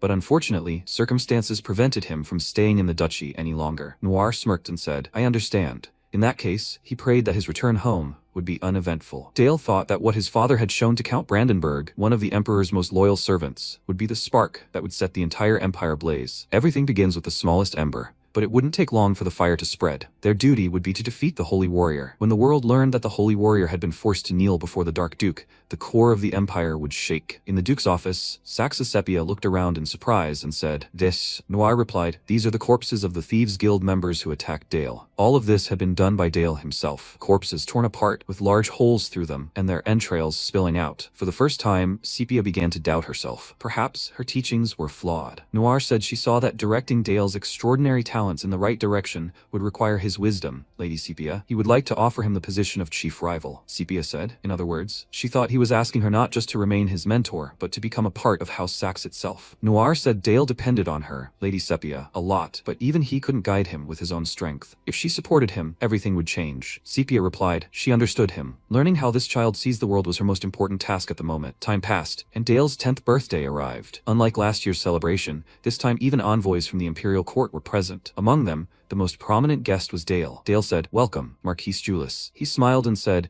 "It is an honor for him, young Master Dale." Some time ago, voices were heard in the hall. "My God, you just have to look at these dishes." As expected of House Saxe, the boy said, "It is such a beautiful sight. It's hard to believe they are in the center of the Northern Territory." The girl laughed and said, she agrees. She feels stupid for always worrying about the duchy being too far from the imperial capital. The central nobility of the imperial capital. The so-called Emperor's faction. They form the largest and most influential power block in the empire, called the Emperor. The reason they came to today's banquet is obvious. It is a hidden warning. A message from the imperial family that they will not let any insult to the Holy Warrior go unnoticed. Now the messenger chosen to convey this message unmistakably stands right before him. Julius said, "So, he must be young Master Dale. It is a pleasure to finally meet him." The Crimson Lord, Marquis Julius, is the master of the Red Tower, a man who seeks flame, fury, and power through order. The mages of the Red Tower were infamous for their obsession with strong is righteous during the imperial era, and so they did not hesitate to become the executors of their ambitions. He himself was once subjected to all sorts of modification experiments by the mages of the Red Tower. Julius said, a genius prodigy from House Saxe. He had heard that he possessed an unrivaled talent for magic, unmatched by anyone in the entire empire. Rumor had it that even while defending his family's knights, he single-handedly destroyed a horde of orcs. At 9 years old, no less, as expected of his lordship's son. MC bowed and thanked him for the compliments. He hoped he would enjoy this evening. He went out into the garden and thought every year when his birthday was celebrated like this, he felt as tired as ever. Frankly, he would prefer to train with Charlotte right now, but officially she served as Elena's maid. Besides, if word got out that the daughter of the Divine Sword sparred with him, it could be dangerous for her. Maybe he should practice with his sword alone. A loud scream sounded behind him, making him freeze. Ordered to stand still, terrible maid. Dale turned around and thought, that scream. Could it really be that? He ran to the side and saw Eva, who was crying and screaming. Please? She's begging him. She serves the Saxe house. The man pounced on her and asked why a simple servant thought she could mention the Duke's name. He grabbed a blade and asked, everyone is busy celebrating his son's birthday, right? Instead of wasting time standing around, it's better to spend it with a woman, right? If she resists again, he will slit her throat. Now let her be a good girl and listen to him. MC yelled in irritation. Is he even aware of his actions? The man froze in fear and said, young master. Eva screamed, young Master Dale. He walked forward and asked what they were doing here. The man asked if he had ever enjoyed the company of a woman before. He was still very young, so he doubted he had such experience. How about he, Petro, personally teach him a thing or two? He grabbed Eve by the neck and held the blade to her neck. He'll show him a good time, she whispered, young master. MC put his hand forward and told her not to worry. He would soon rid her of him. He thought, in this world built on hierarchy, no one could imagine that he would be the one attacking. Dale fired towards Petro and he fell to the ground. He frowned and thought he was not going to retreat since challenging the Emperor's people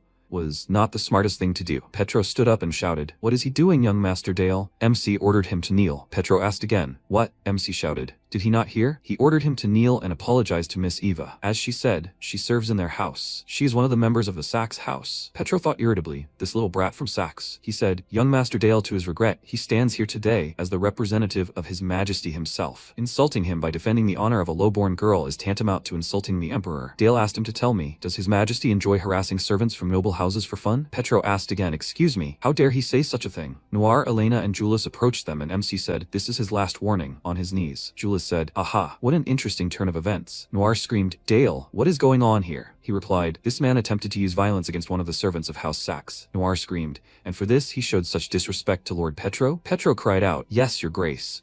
The young master was acting recklessly. Dale stretched out his hand and screamed, who asked him to stand up? Their honored guests from the imperial capital have been entrusted with the great duty of acting in His Majesty's stead. And yet, this man attempted to defame a common servant, tarnishing His Majesty's name in the process. Therefore, he could not stand by and allow Lord Petro's shameful behavior to go unpunished. Julius laughed and said, well, what a clever young man. Indeed, he speaks the truth. Who would have thought that the one entrusted with His Majesty's will would stoop so low as to attack a girl of low birth? Petro asked in surprise. Lord Julius? Julius released a fiery mana and commanded him to burn the filthy insect. Petro started to run and screamed. No, he said goodbye, and Julius unleashed a stream of fire in his direction. Petro screamed loudly. It hurts so much. Julius said, everything they said is true. His duty is to destroy the worms who dare to insult the Empire and the Imperial family. He sincerely wishes him success, young Master Dale. The excitement subsided, the Emperor's men left, and peace reigned in the Sax house. After that, in the morning, Eva entered the room and said, young master, it's time to wake up. MC rubbed his eyes and hummed in response. He thanked her for waking him up. Eva replied, that's nonsense. Dale asked if she wanted to say something. Eva replied, well, thank you. It's a great honor for her that someone like her can serve him. MC looked at her carefully and wondered if that was all she dared to say.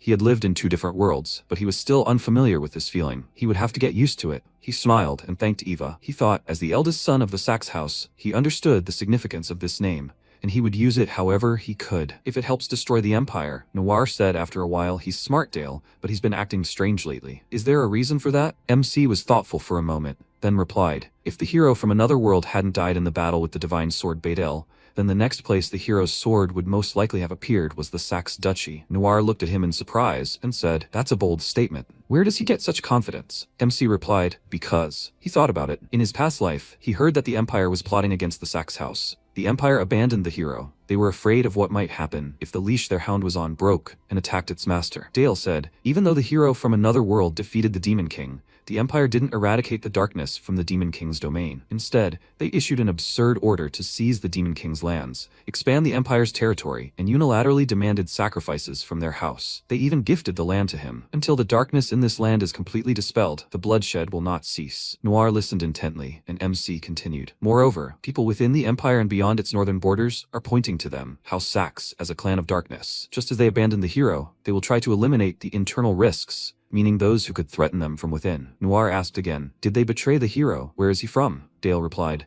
these are merely conclusions and inferences he made based on the records he read. It's perfectly logical. Officially, the hero accepted an honorable death after a brutal battle with the Divine Sword battle. Noir thought it was only natural that he would be surprised. After all, only a few know the truth about the hero's death. MC said that if his theory was correct, then the Empire was simply an oppressor who took over weak countries by force. Noir looked at MC carefully and thought, this child is wise beyond his years. He asked, so what does he think House Saxe should do to move forward? Dale replied that House Saxe could never coexist with the Empire. Therefore, they must destroy the Empire. Noir's eyes widened in surprise and his expression darkened. He asked, Dale, does he even understand what he's proposing? MC replied, he's not saying they should immediately raise an army and rebel in 10 years. Noir asked again, 10 years? MC replied, even now, resistance groups on every continent are seeking independence. There are vassals like him, Duke Saxe, who fear the Empire will turn its blade against them. The economy is shrinking, banditry is growing every day, and although the unification of the 7 continents is over, the effects of the war have only worsened. By then, they will gather forces to defend their home from the Empire.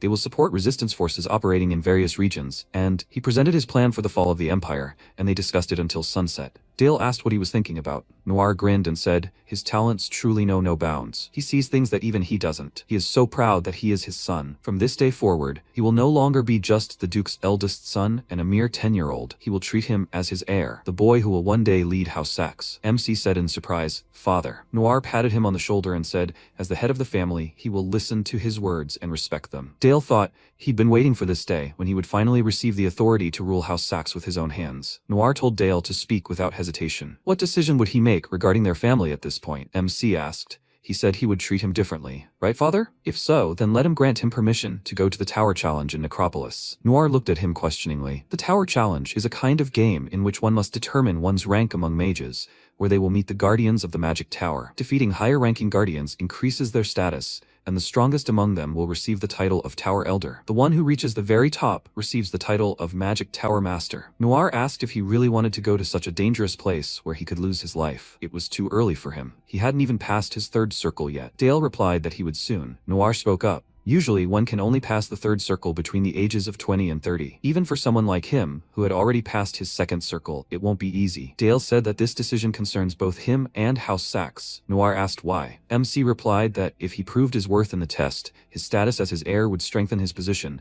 and he would gain a reputation worthy of trust, not one built on rumors spread by gossips. Noir asked, is that why he wants to take the tower test? MC replied, yes. Noir smiled and replied, alright. He leaves this matter to him. Dale happily thanked him and said that he would prove it to his father. A few days later, in the city of death, Necropolis, the mages looked towards the arriving carriage and said, they thought they had finally arrived. They bowed and cried out, they humbly come before the Dark Duke. Dale got out of the carriage and yawned, his mouth wide open. He looked at the mages and wondered if he had overdone it again this time. Someone spoke. It was Duke Sax. Young Master Dale is with him. They laughed and said, they say he is a genius, unparalleled in the Empire. Is that true? The guy said, although he does not look very well today. The other told him not to doubt it. He heard that he wields a sword on par with the knights of the ducal court. Velik smirked and said, what nonsense. He, Velik, is the best graduate of the academy, the one destined to win this test in the tower. The guy said, this noble boy looks like he will fall if he even touches him. Eris bowed and said, they pay their respects to the tower master. Noir said, they have not seen each other for a long time, Eris. She replied, it is an honor to serve him, young Master Dale. Eris, she's the elder of the tower, the secretary general, performing all administrative duties in the absence of the Dark Duke. Noir said, when the test begins, she will assist Dale. He replied, yes, father. He will be in her care, Eris. She replied, yes, young master. This way, please. 59 academy graduates are waiting for him. All of them will undergo the test with him. She opened the door and said, these are the participants who will undergo the tower test. Dale looked around, and after a while, Eris said, she welcomes everyone gathered here. She is Eris, the elder of the Balni and the secretary general overseeing the activities of this Balni. She will now explain the first test of the Tower of Dark Magic. Please have them check the necklace around their necks. This is the necklace of life. This is a battle royale style test, a battle for life points. Each necklace contains a defensive spell that will protect them and 1 life point. When they land a correct hit on the enemy using the corpses scattered across the battlefield, the enemy's necklace activates its defensive spell and shatters, signifying destruction. The attacker who lands the correct hit gains 1 life point to their necklace. The participant whose total score reaches +3 points will advance to the next floor. Finally, anyone using artifacts will be disqualified for cheating. MC looked at the necklace and thought, so these are the rules. It's a quick and effective way to weed out newbies. But still, Velik pointed his finger at MC and said, this is a monster. How is it that at such a young age he is already a 3rd circle mage? Like he said, they must destroy this monster first. The guy asked if they were even allowed to attack him. Velik said not to worry. From the moment they entered this place, they had become competitors. Dale thought, well, at least he had confidence in himself. They would see if his abilities could back up his talk. Eris screamed, the test begins. Everyone quickly put their seals forward and began raising corpses. Everyone aimed at MC, and when the zombie swung his sword, Dale quickly blocked his attack. Behind him stood a large zombie, crossing his arms above his head. Someone screamed. When did he have time? Dale released his mana and froze the zombie, and the guy screamed, it's water magic. He just asked not to tell him that this guy is a mage of 2 elements. The zombie MC rushed to attack, and the guy screamed, he dares to touch his soldiers? He tried to attack him, but nothing happened. MC said, it's useless. He protected them with ice armor. He attacked again, and Velik screamed, using water magic is considered a violation of the rules, isn't it? Only necromancy and magic that controls the undead are allowed. All other forms of enhancement are prohibited. MC replied, okay. But there's no rule that says he can only enhance the undead with dark magic, right? Eris remained silent, and Dale said, judging by the fact that the test was not suspended, it looks like he is right. Velik frowned with displeasure and ordered the monsters to block the corpses and aim directly at MC. The zombies headed toward Dale, and Velik shouted, they'll overwhelm him with sheer numbers. MC thought, come to think of it, using artifacts was also forbidden. In that case, this was the only way. Dale rushed to the other side, where the zombies with weapons stood. He began to dodge the attack, then grabbed the sword and cried out, he's caught. Dale snatched the sword and struck the monster with his fist. He swung the sword and killed the monster. The guy asked in surprise, amazing, his undead were killed so easily? Velik said with displeasure, this isn't an ordinary sword. He reforged the bones to increase the sword's durability. Dale reshaped the sword and walked toward the other zombies. The monster slammed the weapon on the ground, and MC jumped and swung the sword. He cried out and quickly dealt with the undead. Velik said in fear, he even defeated his last dead soldier. A mage shouldn't be so skilled with a sword. MC gripped the sword and walked towards the boy. He fearfully asked to wait. Young Master Dale, he's giving up. MC said, what's wrong? He's not really going to die. He swung his sword and hit him on the head, and Velik screamed, he's a monster. Eris said, the results are in. Young Master Dale passes alone with 60 hit points. He thought, let them watch carefully. This will be his first step forward. To pass the 2nd floor of the tower's test, the task is to defeat a guardian creature known as a flesh golem. Usually, surviving candidates from the 1st floor cooperate with each other, but MC eliminated them all. The huge monster swung its hand, and Dale thought, unlike the rules of the 1st floor, all forms of magic are now allowed. Although the rule, no artifacts, still applies, it's more than enough for him. The golem extended its hand forward, and Dale released his dark mana, thinking this was the perfect opportunity to test the limits of his 3rd circle. The golem slammed its fist onto the floor, sending rocks flying in all directions. It roared, then suddenly looked toward its hand. MC was releasing mana toward the enemy, accelerated decay. Noir watched and spoke. Eris interrupted him, saying, "Young Master Dale's magic is unusual. Why did he choose to leave the monster to rot instead of destroying it outright?" Dale thought that in his past life, when he faced monsters, this strategy was just as important as firepower. It was called biochemical warfare. MC covered his nose and thought about how it stunk. He wondered if they even realized that what they were witnessing was a grotesque process of biochemical warfare, now expressed through dark magic. That day, Dale successfully passed the test, climbing to the 10th floor, setting a new record. He was then given 4 days of rest before the 11th floor test. Meanwhile, in order to recover from the unprecedented carnage on the first floor, 59 other participants were allowed to take the test again. Except for Dale, of course. That same evening after the test, MC was standing near the fountain. Sepia called out to Dale and said he performed magnificently. MC cried out, "Teacher, it's all thanks to her teachings, teacher." Sepia said she was proud to hear that from him. Dale turned to teacher Sepia and asked if she would like to go on a date with him. She widened her eyes in surprise and asked again, "On a date?" Dale said, "The town festival is going on right now. They should go." Sepia replied, "Well, okay then. They will go."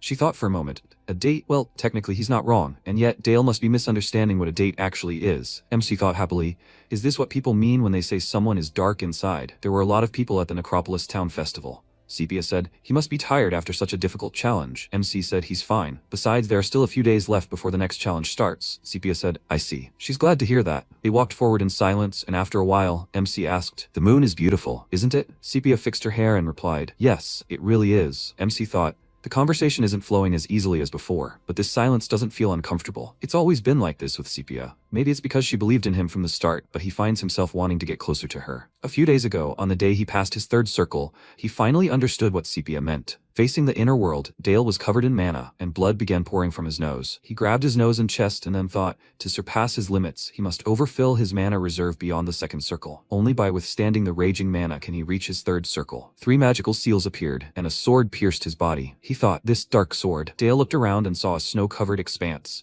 He said, this place. He thought, when a person immerses himself in deep meditation, an inner world inevitably manifests. So this is it. This is his inner world, his world of awareness. From the very beginning, there was nothing here, only absolute emptiness. MC thought, and in this empty world, Master Sepia extended her hand to him. Maybe that's why. Sepia asked Dale. He thought, she is the one who brings light to his world. He said, teacher, he likes her. Sepia widened her eyes in confusion and asked again, what did he just say? MC answered, he said he liked her. Teacher Sepia. She smiled and hugged him. She said, I see. She really likes him too, Dale. He thanked her and thought, reliving certainly has its perks. A few days later, the tower test began, the 11th floor. MC thought he hadn't succeeded with Sepia. She probably dismissed it as the childish impulse of a 10-year-old boy. For now, he will focus on the exam. Eris held out her hand and said, the format of this test is a one-on-one magic duel. The winner advances to the 12th floor. The master of the third circle, Albert Rosenheim, said, it is an honor to meet him, young Master Dale. Don't expect him to be lenient towards him, just because he is a child. The trial of the 11th floor allows the use of all kinds of artifacts and magical strategies. This means that the necklace of life cannot guarantee his safety. The restrictions on the use of artifacts are lifted. He does not need to hold back. He will crush him completely and show him the difference in power. Albert released mana towards him and said,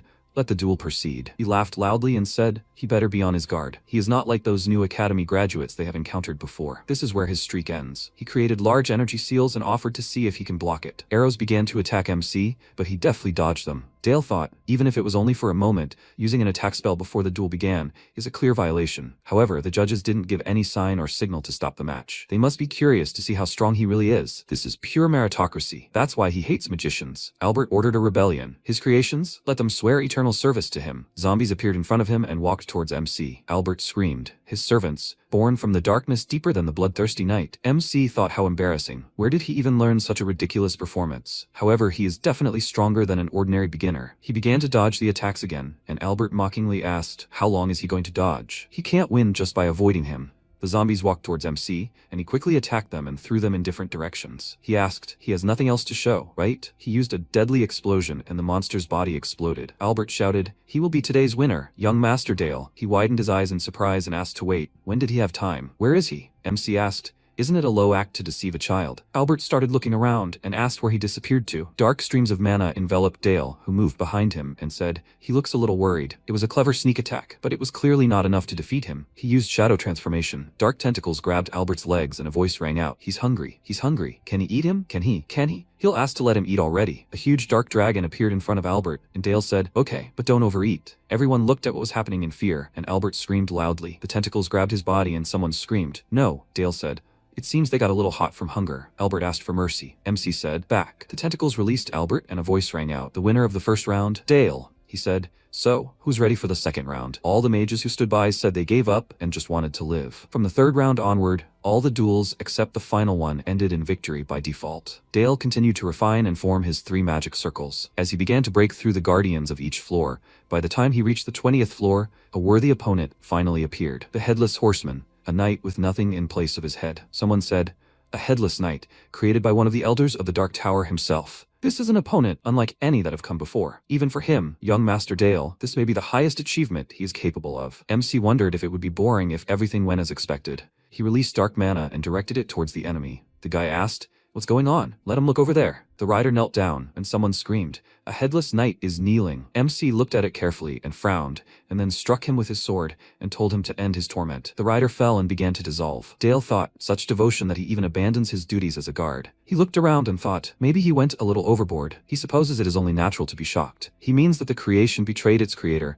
and swore allegiance to him. This proves that he has reached a level equal to that of the Elder of the Dark Tower. He didn't intend to go this far. He has already proven himself enough. Should he go back? He walked to the side, and someone asked where he was going. This is the exit, isn't it? Why is he going back? MC thought, even if he could climb higher, there was a line he must not cross. Beyond this level lay a realm feared even by monsters, something truly unknown. And thus, Dale's trial came to an end, as did the tower's trial. A cry rang out. The master of the magic tower had arrived. The entire Dark Tower rose in unison, as if at a military parade. Nobles and elders alike demonstrated their devotion. Every tower mage paid their respects to father and son. Thanks to Dale's stunning performance, the northern territories began to unite under their banner. The north of the empire, the Duchy of Saxony, knights destroyed goblins one after another. One of them was incredibly confident, swinging his sword so fast that the goblins had no time to escape. The knights did this for the young Lord Dale, for the House of Saxony, and shouted about it. After successfully completing the tower test, Duke Noir appointed Dale commander of a squad to destroy the orc horde. The protagonist assisted his subordinates. It was a task too difficult for a 10-year-old child, but Dale raised his sword and rejoiced in his victory over the goblins. Despite this, no one doubted his competence as a commander. Thus, as the legitimate heir of the Dark Duke, he gradually began to unite the North. Sometime later, Dale arrived to Duke Noir and reported that they had killed 145 Urok. Noir asked again what the cavalry's losses were. He replied that 3 had received minor wounds, but otherwise, nothing. Noir asked, did he use magic to protect them? Dale turned away and replied, no, it was solely thanks to the sword of the House of Saxon. Noir smiled and praised his son. Dale smiled back, and at that moment, Uncle Helmut joined their conversation, turning to Noir and saying, Your Grace, it seems young Master Dale has already mastered command of large cavalry units. Dale added that this was all thanks to Sir Helmut's instruction. He realized that Sir Helmut had taught him swordsmanship, tactics, and military strategy. Helmut continued to say that at this rate, he would soon be waging full-scale territorial wars. Dale clutched his head, then confidently thought, yes, territorial wars. He always welcomed the next stage. Sometime later, Charlotte fought Dale and screamed loudly. A serious battle was taking place between them, and she was aiming to attack him. Suddenly, that sharp sword was right next to Dale's face, causing him to panic and roll back. But he easily and deftly avoided the blow and looked at his opponent with a smirk. Their swords clashed again and again, continuing to fight equally. A moment later, the sword was near Dale's throat again, and he muttered in surprise that she had become much better. Charlotte looked at him sadly, then said that he knew she couldn't compare to him. He chuckled and asked again, had he teased her too much? She replied, well, he's already a 3rd circle mage and has reached the 20th floor of the tower. Since then, everyone addresses him as Young Master Dale, and so on. Aren't they tired of it? Dale asked her not to worry. She will get stronger too, Charlotte. Considering she's only 10 years old, she's already exceptional by any standard. Charlotte got angry when he said that and blushed, frowning. After that, she started yelling at him to stop talking to her like a child. Dale replied that she was a child, and Charlotte pointed her finger at him and yelled that he was a child too. He pointed at himself and asked again, him? Actually, he was already an adult. Charlotte told him to just move on. After some time, the protagonist was already in his quarters, opposite Uncle Helmut, who decided to hold a new lesson today. This lesson was dedicated to the hammer and anvil tactics. He demonstrated various methods using chess pieces on the table. In battle, when cavalry forces are engaged on one or both flanks, the cavalry's task is to break through the enemy's flanks and encircle them. Meanwhile, the infantry blocks the enemy cavalry's advance. The hammer and anvil tactics are so named because it is like placing iron on an anvil and hitting it with a hammer. This tactic relies heavily on cavalry. Dale wondered if this was truly possible only thanks to the Black Cavalry. Warfare patterns are similar in every world. At this point, he replied, by the way, how's Charlotte's training going? He pondered Charlotte's progress. Although she can't compare to him, she's truly doing remarkably well. She's already grasped her basic swordsmanship, and soon she will officially inherit the aura development and swordsmanship of House Saxe. However, there's one cause for concern. Dale asked again. Is Charlotte's compatibility with their swordsmanship style? While mages transform mana into magic with their heart circles, knights transform aura mana with their cultivation methods. Mages build magical towers by mastering structure, while knights reform orders by passing on their swordsmanship techniques. Among them, the Black Cavalry of the North resemble war chariots. The power of the Night Raven Knights of House Saxe clearly demonstrates that the Northern Knights specialize in disrupting the battlefield with brute force. The problem is that Charlotte's swordsmanship relies on speed and fluidity. She wields a swift, free-flying sword. Given her talents, she could possibly reach the lowest rank of the 7 sword masters, but she will never become the first sword. The pinnacle of the 7 swords is the position her father once held. Dale uttered, "Sword of Blossom, if only this swordsmanship still existed." Helmut frowned with disappointment, then said that, however,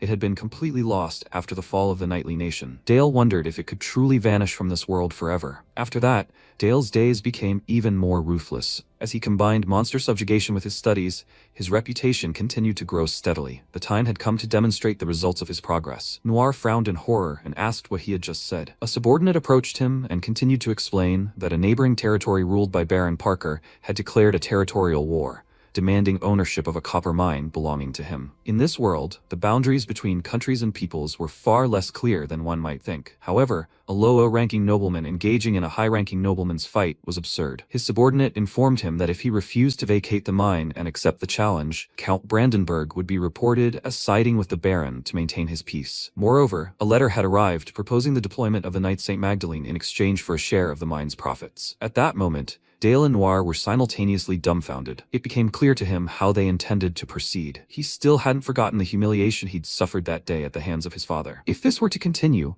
Dale would respond in kind. Did Count Brandenburg really intend to continue in this vein? From that day on, he must have been thinking only about how to repay the humiliation he suffered at the hands of the Dark Duke. But it would be difficult for him to openly start a territorial war, so he decided to settle the matter in a border region where his presence would be controversial. He was just a pathetic worm. At that moment, Dale turned to his father and announced that he would personally command this battle along with the Knights of House Saxe. Noir snapped. No, it was too early for him to take this on himself. He must refrain from rash statements. War against humans is completely different from exterminating monsters. Noir turned to Baron Grinbelt and asked him not to worry, as he would personally guard his mine. Grinbelt thanked him for these words, and Dale was greatly upset by his father's distrust. When he arrived in his room, he turned to his uncle and sighed sadly, saying that he knew better than anyone that he could do this. Why wouldn't his father listen to him? Helmut asked him not to pay too much attention to the Duke's words, as he must be disappointed, but he certainly had his reasons. Dale didn't know what to say, and Helmut said that in any case, he had something prepared for him. At that moment, he looked to the side and asked,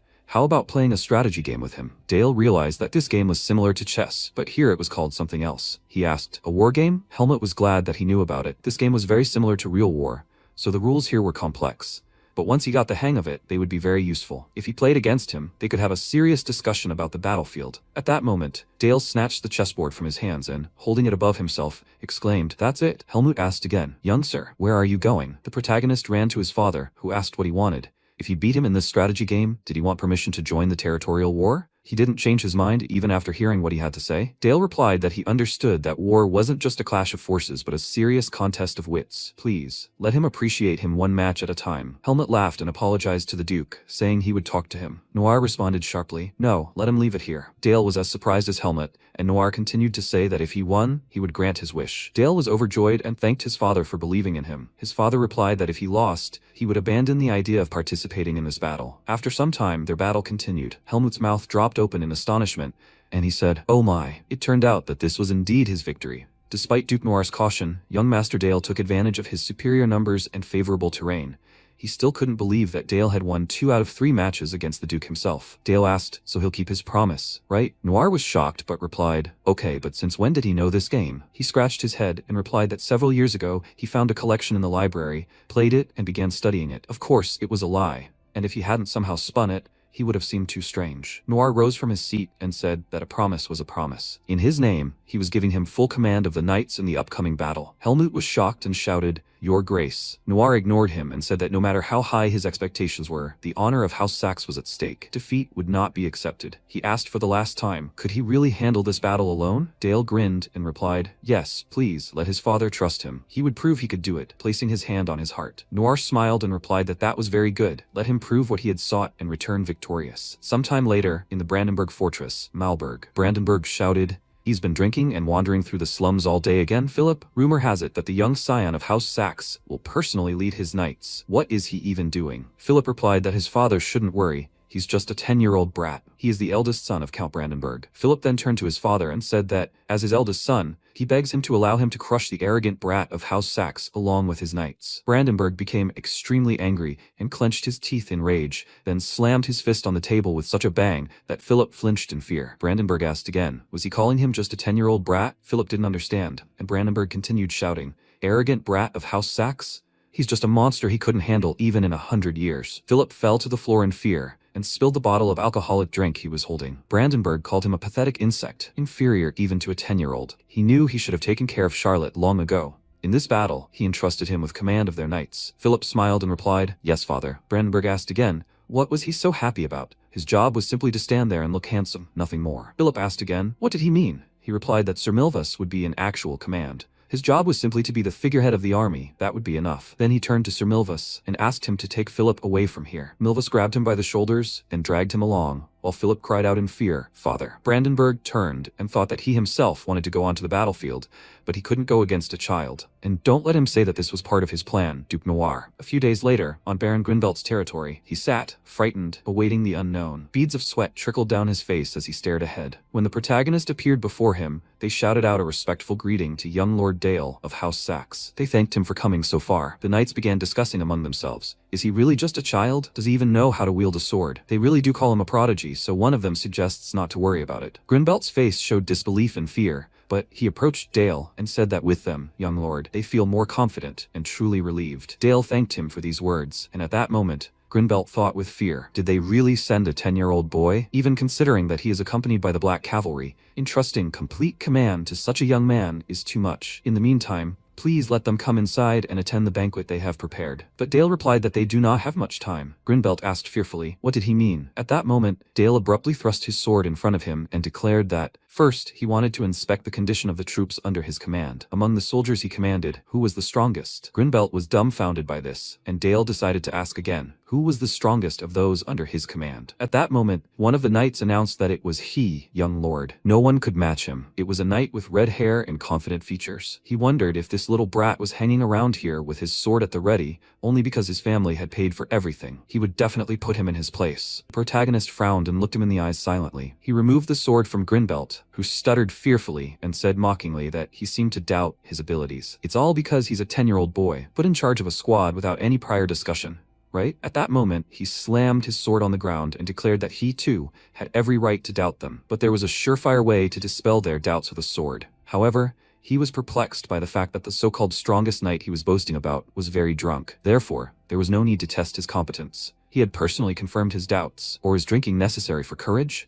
Enraged by this humiliation, he drew his sword and said, very well, young sir, before aiming it at Dale's chest. He stated his name and declared that he would defend his knightly honor with the steel of the Baron's sword. The protagonist looked at him with a smile, and a moment later they found themselves on the battlefield. Dale stood confidently before his opponent and asked, he's heard of his sword, right? Harback clutched his head and laughed at his words, then spoke up. But of course, the infamous special sword. Dale wondered where his confidence came from. Did he really have an ace up his sleeve? At that moment, Harback shouted that he would attack him immediately. When he deftly and sharply advanced, Dale easily parried his attack, and his sword collided with his hand. Dark magic emanated from the protagonist's hand, and Harback was dumbfounded. A moment later, the protagonist had dealt so many blows that he was forced to retreat. Dale grinned and thought that he couldn't even infuse aura into the blow. However, using an aura blade is only available to a small fraction of the elite, and yet, he was giving it his all. He should reciprocate. At that moment, Dale straightened up and created a magical seal in his hand, from which even more magical power emanated. Harback was frightened and screamed, what is this? Dark magical forces began to approach him from the ground, attacking him. He froze. Gritting his teeth in anger, he began swinging his sword to defend himself, but it was no use. He realized Dale was attacking, and the artifact was making it impossible for him to concentrate. Their battle continued while Dale stood firm and steadfast. He mused that, in terms of skill, he wasn't all that impressive. Suddenly, something alerted him, and Dale looked ahead questioningly. Harback fell to the ground, clutching his chest, when other knights suddenly ran up to him and asked if he was all right. The protagonist was in shock at what he saw. He couldn't understand. Had he really fallen? Was he really that easy to defeat? Harback was helped up, and at that moment, Grinbelt shouted, "Young Master Dale, what are you doing? He's disabled one of their best knights right before an important battle." Dale grew angry and said, "Baron Grinbelt, does he not understand the situation? With such pathetic knights, he will only be a liability in the coming battle. Or did he plan to sit on the sidelines while House Saxe did all the dirty work?" Grinbelt was dumbfounded by what he heard and asked again, "What?" Dale continued asking questions. Was this man really the strongest warrior of their order? Harback lowered his gaze, ashamed, unable to answer. Dale confidently declared that House Saxe would always defend an ally without hesitation, but that did not mean they could neglect their duties. Therefore, for now, their knights would act as their swords, and now they must choose, obey him or lose their support. A moment later, all the knights bowed to him and knelt before Dale. They shouted their oath of allegiance to him. Night fell some time later. Alina lay in bed, in tears. Noir approached her, wiped the tears from her face, and said there was no need to worry. This child exceeded all his expectations. He was sure that when he grew up, he would achieve unimaginable heights. Elena continued to lie there, not answering her husband. Noir stood and smiled, saying that one day their son would lead this world itself. Meanwhile, the protagonist clutched his head and realized that everything was hopeless. He had lived like a frog in a well, and was only now beginning to realize how pathetic the world beyond it was. All around him were incompetents, every single one. It was no wonder the Holy Sword decided to invade this territory. He surely knew the truth about Grinbelt. Well, in that case, he had a plan. The next day, the weather was fine, and Harback was dragging a heavy load behind him. It was a huge stone he was dragging with ropes, and suddenly fell to the ground. The knights around him shouted that it was too early for him to collapse. He must rise now, weakling. Did he really dare call himself a knight from the north? Dale, sitting nearby on a throne, watched everything unfold. Harback shouted that he was wounded,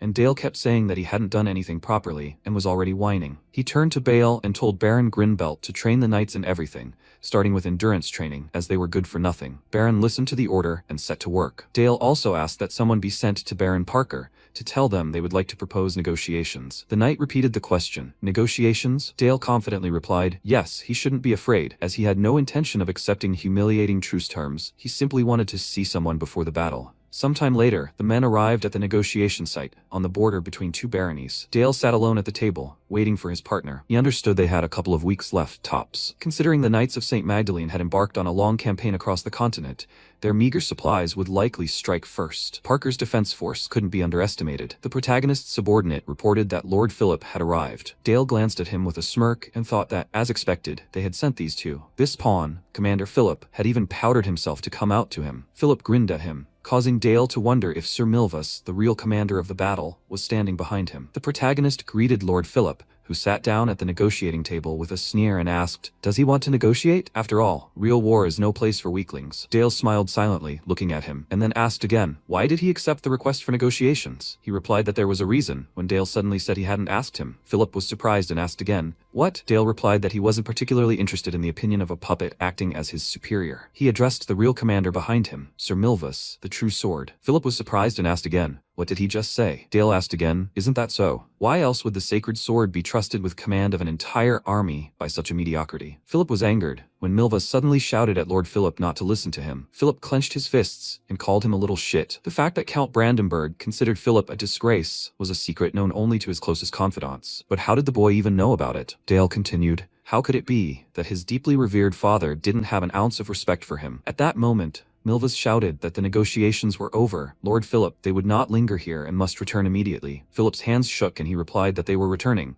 after which Dale said that he should at least pretend to ask his opinion. Philip grew even angrier. Dale continued to say that watching him nod along without a murmur was even embarrassing. He looked like a little dog. Was this how the firstborn of a count's family should behave? A real little dog on a short leash. Philip gritted his teeth and asked again, "A dog on a leash?" Milvus asked him not to listen, when suddenly Philip shouted at him to shut up right now. Dale watched the conversation with a smile on his face, then leaned back in his chair and said that he wasn't even sure whose puppet he was, the Holy Sword or Sir Milvus. Philip turned to Milvus and continued yelling at him. Meanwhile, Dale was reflecting on the fact that his tactic was to sow discord among the enemy. He had no intention of negotiating with them. At that moment, Dale turned to his subordinate Bale and told him to leave for a moment. He bowed and replied, "As you command, Lord Dale." When Bale left, Dale spread his arms and suggested they speak privately. Just the two of them, as an army leader with another leader, responsible for what was happening on the battlefield. Philip grew angry and shouted, "Fine." At that moment, Milvus shouted his name, after which Philip exclaimed, "Leave it all to them." Hadn't he heard his commander? Milvus didn't know how to react, but Philip continued shouting that he would deal with the brat from House Saxe himself. Milvus realized it was bad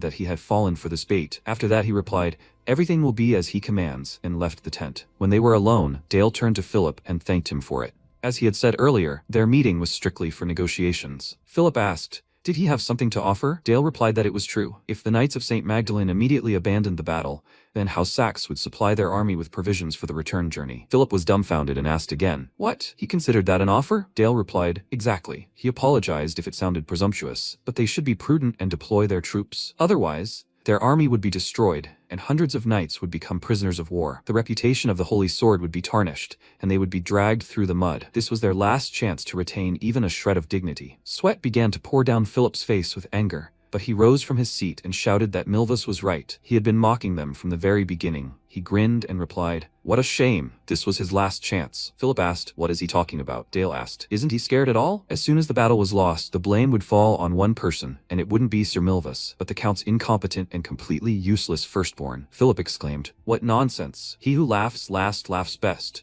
He would prove his strength to him in front of both armies. Dale smiled and calmly answered as he pleased. The negotiations failed, and soon afterward, the following events unfolded in the barony of Grinbelt. Milvus climbed up to the fortress and addressed the knights who were observing the ongoing battles through binoculars. Milvus asked them to report the enemy's actions, and the knight reported that House Saxe had begun mobilizing its knights. Milvus realized that this young man from House Saxe was surprising. His composure was astonishing. The boy was truly not simple. Even though he was only a 10-year-old, they couldn't underestimate him. But this was definitely their chance. While he was still only 10, he gripped the weapon in his hands and ordered the others to destroy it, letting it spread its wings. The knights raised their hands and exclaimed, teach this brat some manners. At that moment, another knight ran up to Dale and shouted that the enemy's main forces had begun to move. He smiled and replied that this was excellent, then raised his sword and declared, Sword of House Saxe, their time has come. They must show them that their blood is no joke. All the knights shouted and supported their lord. After a while, a loud sound rang out, signaling the beginning of the battle, and the knights clashed. Blood began to spill, and Milvus began to shout, First Cavalry Unit, forward! The key to victory in this battle was stopping the Black Cavalry of House Saxe, but they cannot yet accurately determine the strength of the enemy knightly order. This means that to avoid unexpected losses, Lord Philip cannot be placed at the front, only in the center of the formation. Baron Parker's forces should be deployed to the left flank to reinforce the Grinbelt Knights. Meanwhile, he would lead the elite Brandenburg troops in a flank attack on the Black Cavalry of House Saxe. If the center and left flank withstood the enemy's attack, the strategy would be considered successful. They couldn't miss this chance. He shouted encouragement to his knights, who shouted back that this was dangerous. Others shouted that they would do it for their county, and continued on their way. Suddenly, the knights were stunned by what they saw, and Dale said they shouldn't act so quickly. The boys turned and realized they were saved. It turned out to be young Lord Dale, who had arrived to their aid and personally led the vanguard. Dale shouted for no one to retreat and to fight to the end. Then he raised his sword and cried out, for House Saxe, and all his knights rushed into battle. The massacre began, and Milvus watched his actions closely. He didn't understand, so they'd intended to measure their trump cards from the very beginning, to think he'd gone along with it voluntarily. A tough guy. Milvus realized that this was exactly what he'd been after. At that moment, he abruptly raised his sword and shouted, For the Knights of St. Magdalene! For Count Brandenburg. The knights shouted, Don't let any enemy reach their gates. All troops, attack. The forces clashed, and a bright flash of light erupted between them. At that moment, dark beams of magical power began to appear in this bright flash, and everyone around watched in amazement. Milvus shouted that they would deal with this quickly and should follow him, the cavalry. Let them knock down Dale and put an end to this battle. They would show everyone that they were the elite. They should rush forward. Milvus approached one of the knights and pierced him through, when suddenly another knight appeared beside him and swung his sword. When the knight threatened Milvus with his sword at his throat, he became enraged and a moment later was pierced through. Milvus had handled all his enemies well and fought with all his might. When he destroyed his opponent, he didn't understand what was going on. He felt something was wrong. They had definitely pushed back the main enemy forces, but they were scattering too easily. At that moment, one of the knights shouted back that they should retreat and reform. Milvus wondered if the Black Cavalry were considered the destroyers of the battlefield. What was this vague feeling of unease in his chest? At that moment, a subordinate arrived and reported, Captain, a message has arrived from the left flank. Baron Parker's troops are routed. They are unable to withstand the onslaught. Milvus shouted, What? The left flank? He was incredibly surprised as the troops continued to attack each other. One of the knights wondered why those Grinbelt oafs could use aura. At that moment, one of his subordinates turned to Lord Philip and reported that the left flank, commanded by Baron Parker,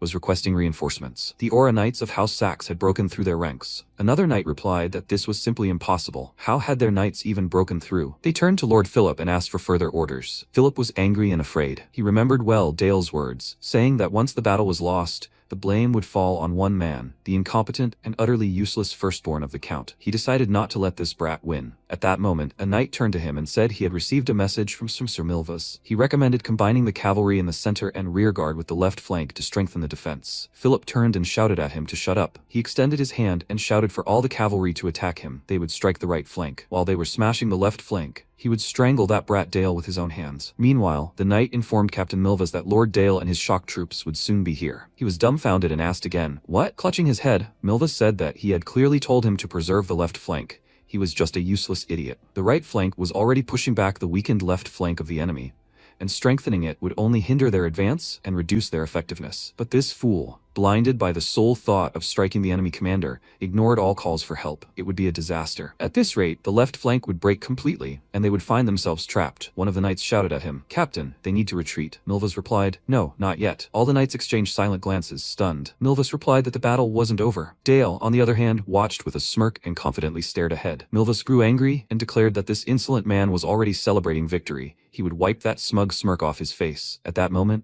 he raised his sword and shouted, "First cavalry unit, only one unit remains." The knights shouted that they were awaiting orders, that he would just give them the order. Milvas considered this and decided that from that moment on, they would begin to break through the enemy line and take the head of the enemy commander. By the time of St. Magdalene, may their sword guide them. May the protection of the goddess of life be with them. May the sister goddesses bless them. He opened his ominous eyes and shouted loudly at his knights. They must draw their swords and follow him. All the knights obeyed their commander's order and rushed after him. He continued shouting that they were doing this for St. Magdalene. As they approached the protagonist, Dale noticed and turned around. He realized they had finally fallen for his trick and smiled. On the front lines, a commander's field of vision always quickly narrows. At that moment, he stopped and, turning back, drew his arrow, thinking that the hardships of war and anxiety dulled his ability to think clearly. Perhaps the army, too, couldn't escape this fate. At that moment, he froze and asked again, "Magic?" The protagonist smiled and used an ice bullet. Then he asked again, "Is this the first time he's seen magic?" Thanks to this magic arrow aimed at an entire knightly regiment, the army began to crumble. One by one, the horses began to fall, along with their riders. Milvas turned around in fear and realized he was shooting so accurately, some of them galloping forward. The spell itself already impressed him, but without proper horsemanship and archery skills, he wouldn't have been able to hit the target. At that moment, the protagonist cast a spell to summon an ice wall. At that moment, an ice wall appeared in front of the knights, blocking their entire path. The knights were dumbfounded by what they saw, and Dale shouted, "Now! All forces must rush to the attack." All the knights listened to their lord's order and shouted that they must not let their swords reach the young lord. They would protect him with their lives. A moment later, they began to fight tooth and nail with their enemies, and Milvas clutched his head, realizing they'd been tricked. Their original goal wasn't him and his squad, but division. To top it all off, Lord Philip had made the worst possible move. Philip watched as the knights around him lost their heads.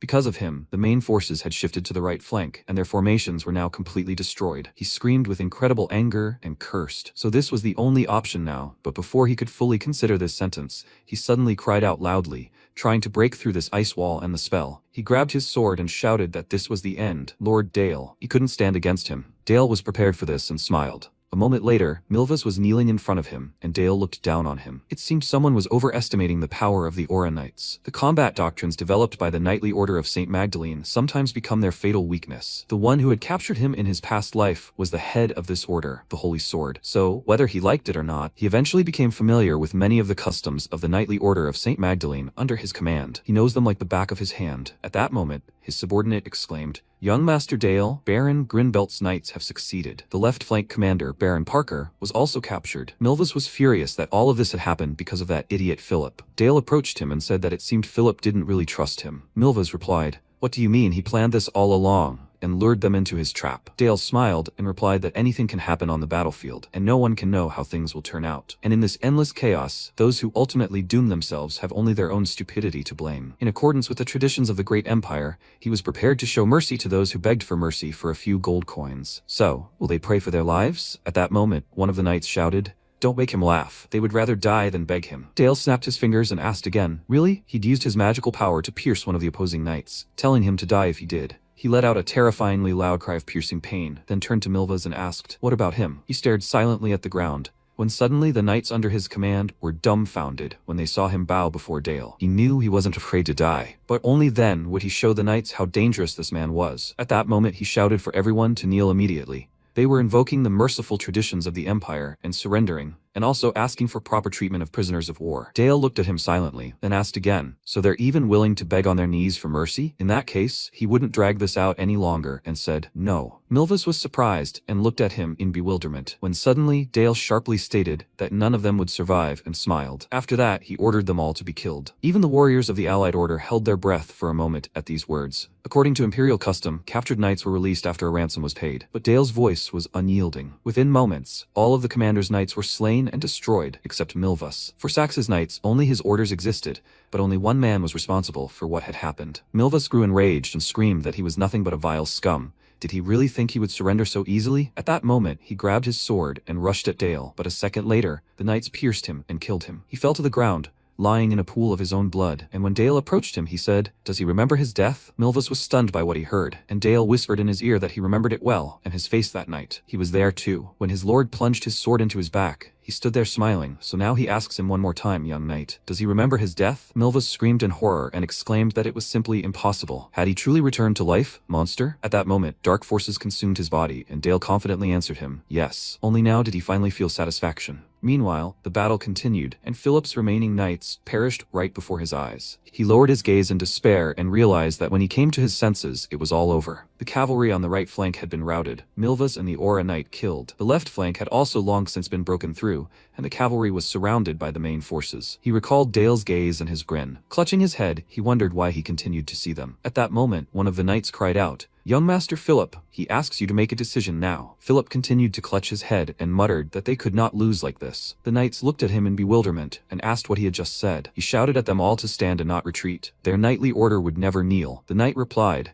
that if they did not retreat, it would be the end for them. Philip asked again, would he contradict his commander? They must go forward to the last battle. At that moment, another knight ran up to him and cried out. Philip became frightened and shouted to stop him and protect him. If only he had known that everything would turn out like this, he would have drunk more often and hugged his women tighter, and would have preferred to die in bed, not on the damned battlefield. He covered himself with his hand. Meanwhile, the knights, led by Dale, shouted with joy. Everything went according to plan, my lord. Nothing less was expected from young Master Dale. Master Philip was captured and shouted at him to let him go immediately. Dale replied that it seemed he truly didn't know when to retreat. Philip was already kneeling in front of Dale, shouting at him to choke on his victory. He might have won the battle, but not the war. Dale replied that those were rather strong words for someone who wanted to run away and save only his own skin. Philip replied that he bore the cross of a commander, and naturally he must survive at any cost. Dale smirked and asked again, really? Well, since his battle was over, he figured he had no reason to stay alive. At that moment, Philip held his hands out in front of him and shouted for him to wait, then shouted, okay, he accepts his duel. He would bet everything on the outcome of this fight,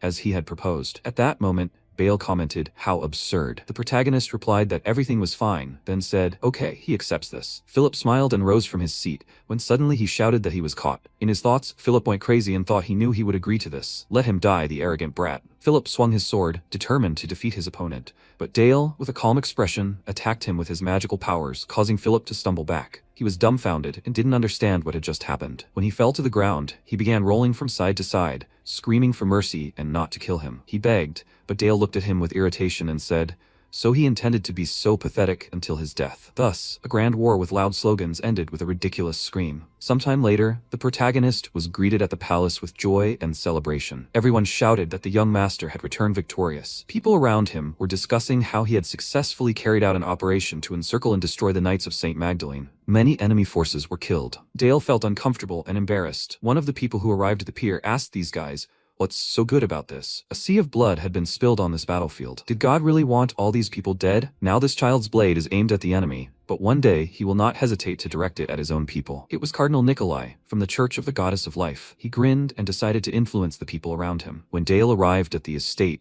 he entered the room where his parents and sister greeted him. Liz was the first to run out and screamed with joy. He hugged her and asked if she missed him. Liz replied that she missed him very much and hugged him back. Uncle Helmut approached him and congratulated him on his victory in his first battle. Young Master Dale. Dale thanked him with a smile on his face, then approached his parents and sister by the hand. Charlotte and Sepia stood nearby, watching his steps with smiles. When Dale approached his parents, he bowed and said that Dale of House Saxe officially reports the enemy has been defeated, His Grace. Dale placed his hand over his heart and knelt to convey this joyful news. Noir replied that he had done a magnificent job and led his troops to victory. Dale responded that this victory was only possible thanks to the sword of House Saxe. He turned to Sir Bale and thanked him for guiding Dale. Elena smiled and said that he must be very tired after the battle. He should go and rest. Dale thanked his mother for this and smiled into her face. He had not been home for several months, and the feeling of being home was only now dawning on him. Meanwhile, Lord Brandenburg was furious at the terrible news. He turned to his crippled subordinates and asked where this Philip was, and why only the two of them had returned. One replied that the entire knightly order of St. Magdalene,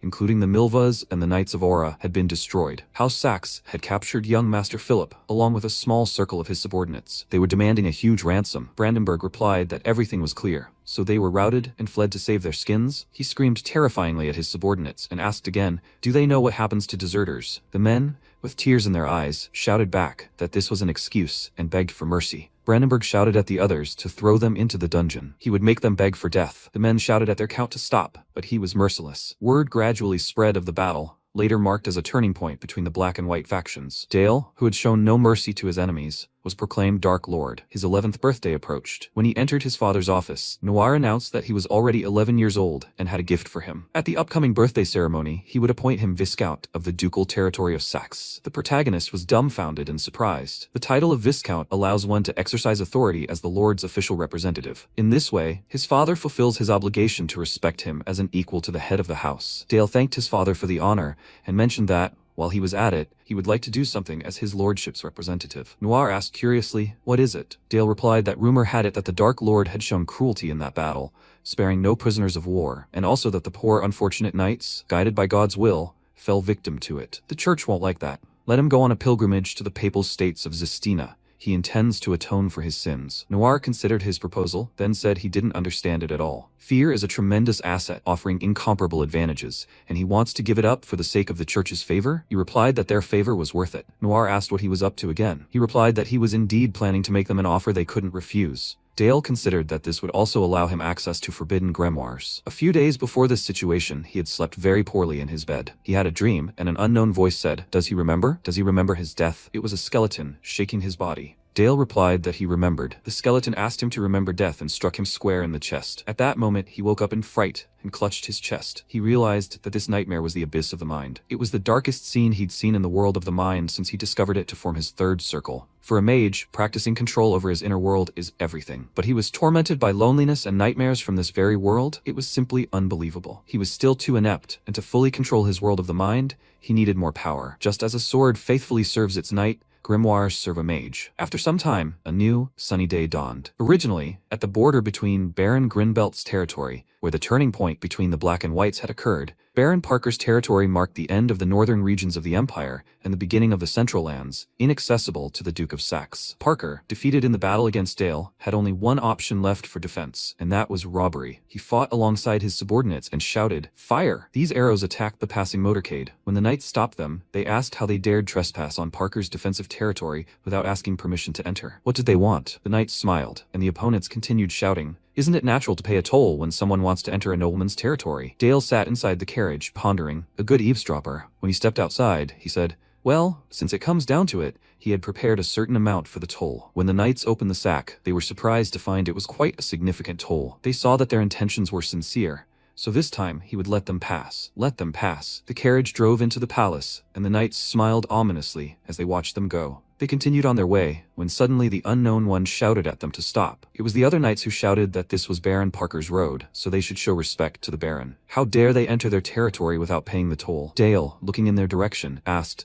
"Tax?" But they had just paid their comrades. "Is it legal to collect a tax multiple times from a single entry?" The bandit shouted, "Paid? What nonsense are they talking?" He's seeing them for the first time. They honor the laws of the Empire like no one else. If they value their lives, they must give everything they have. The unspoken rule after the turning point between black and white speaks for itself. Baron Park sets the tone here. He is, after all, the hero of that battle. At that moment, Dale smiled and made a very loud noise, which stunned the knights. When he took off his hood, he asked, "A hero, they say?" But he remembers everything differently. One of the knights was dumbfounded when he saw him and shouted that this simply couldn't be. "Young Master Dale," he shouted to his subordinates, "don't panic. And just the two of them. They can win this battle." A multitude of knights crowded the slope and decided to attack the protagonist from different sides. The archers were to aim directly at him. Bale stepped to the ground and said that he awaited his orders, young Master Dale. He replied that they had enough of this childishness and must kill everyone. At that moment, one of the knights aimed his arrow at him, and they thought they could shoot them that way. But Dale, without making a move, trusted Bale, who destroyed all the arrows. He used his magical powers and replied that he understood his master. The knights realized that their arrows had been destroyed with incredible ease. At that moment, Bale pounced on the first of them and shattered his arm. He looked ahead confidently and rushed at the remaining knights, who were screaming and begging for mercy. Their commander shook and said that this simply could not be. He fell at the protagonist's knee and cried, "Young master, may he please forgive them. He swears to be faithful to him for the rest of his life." With these words, he handed him a bag of gold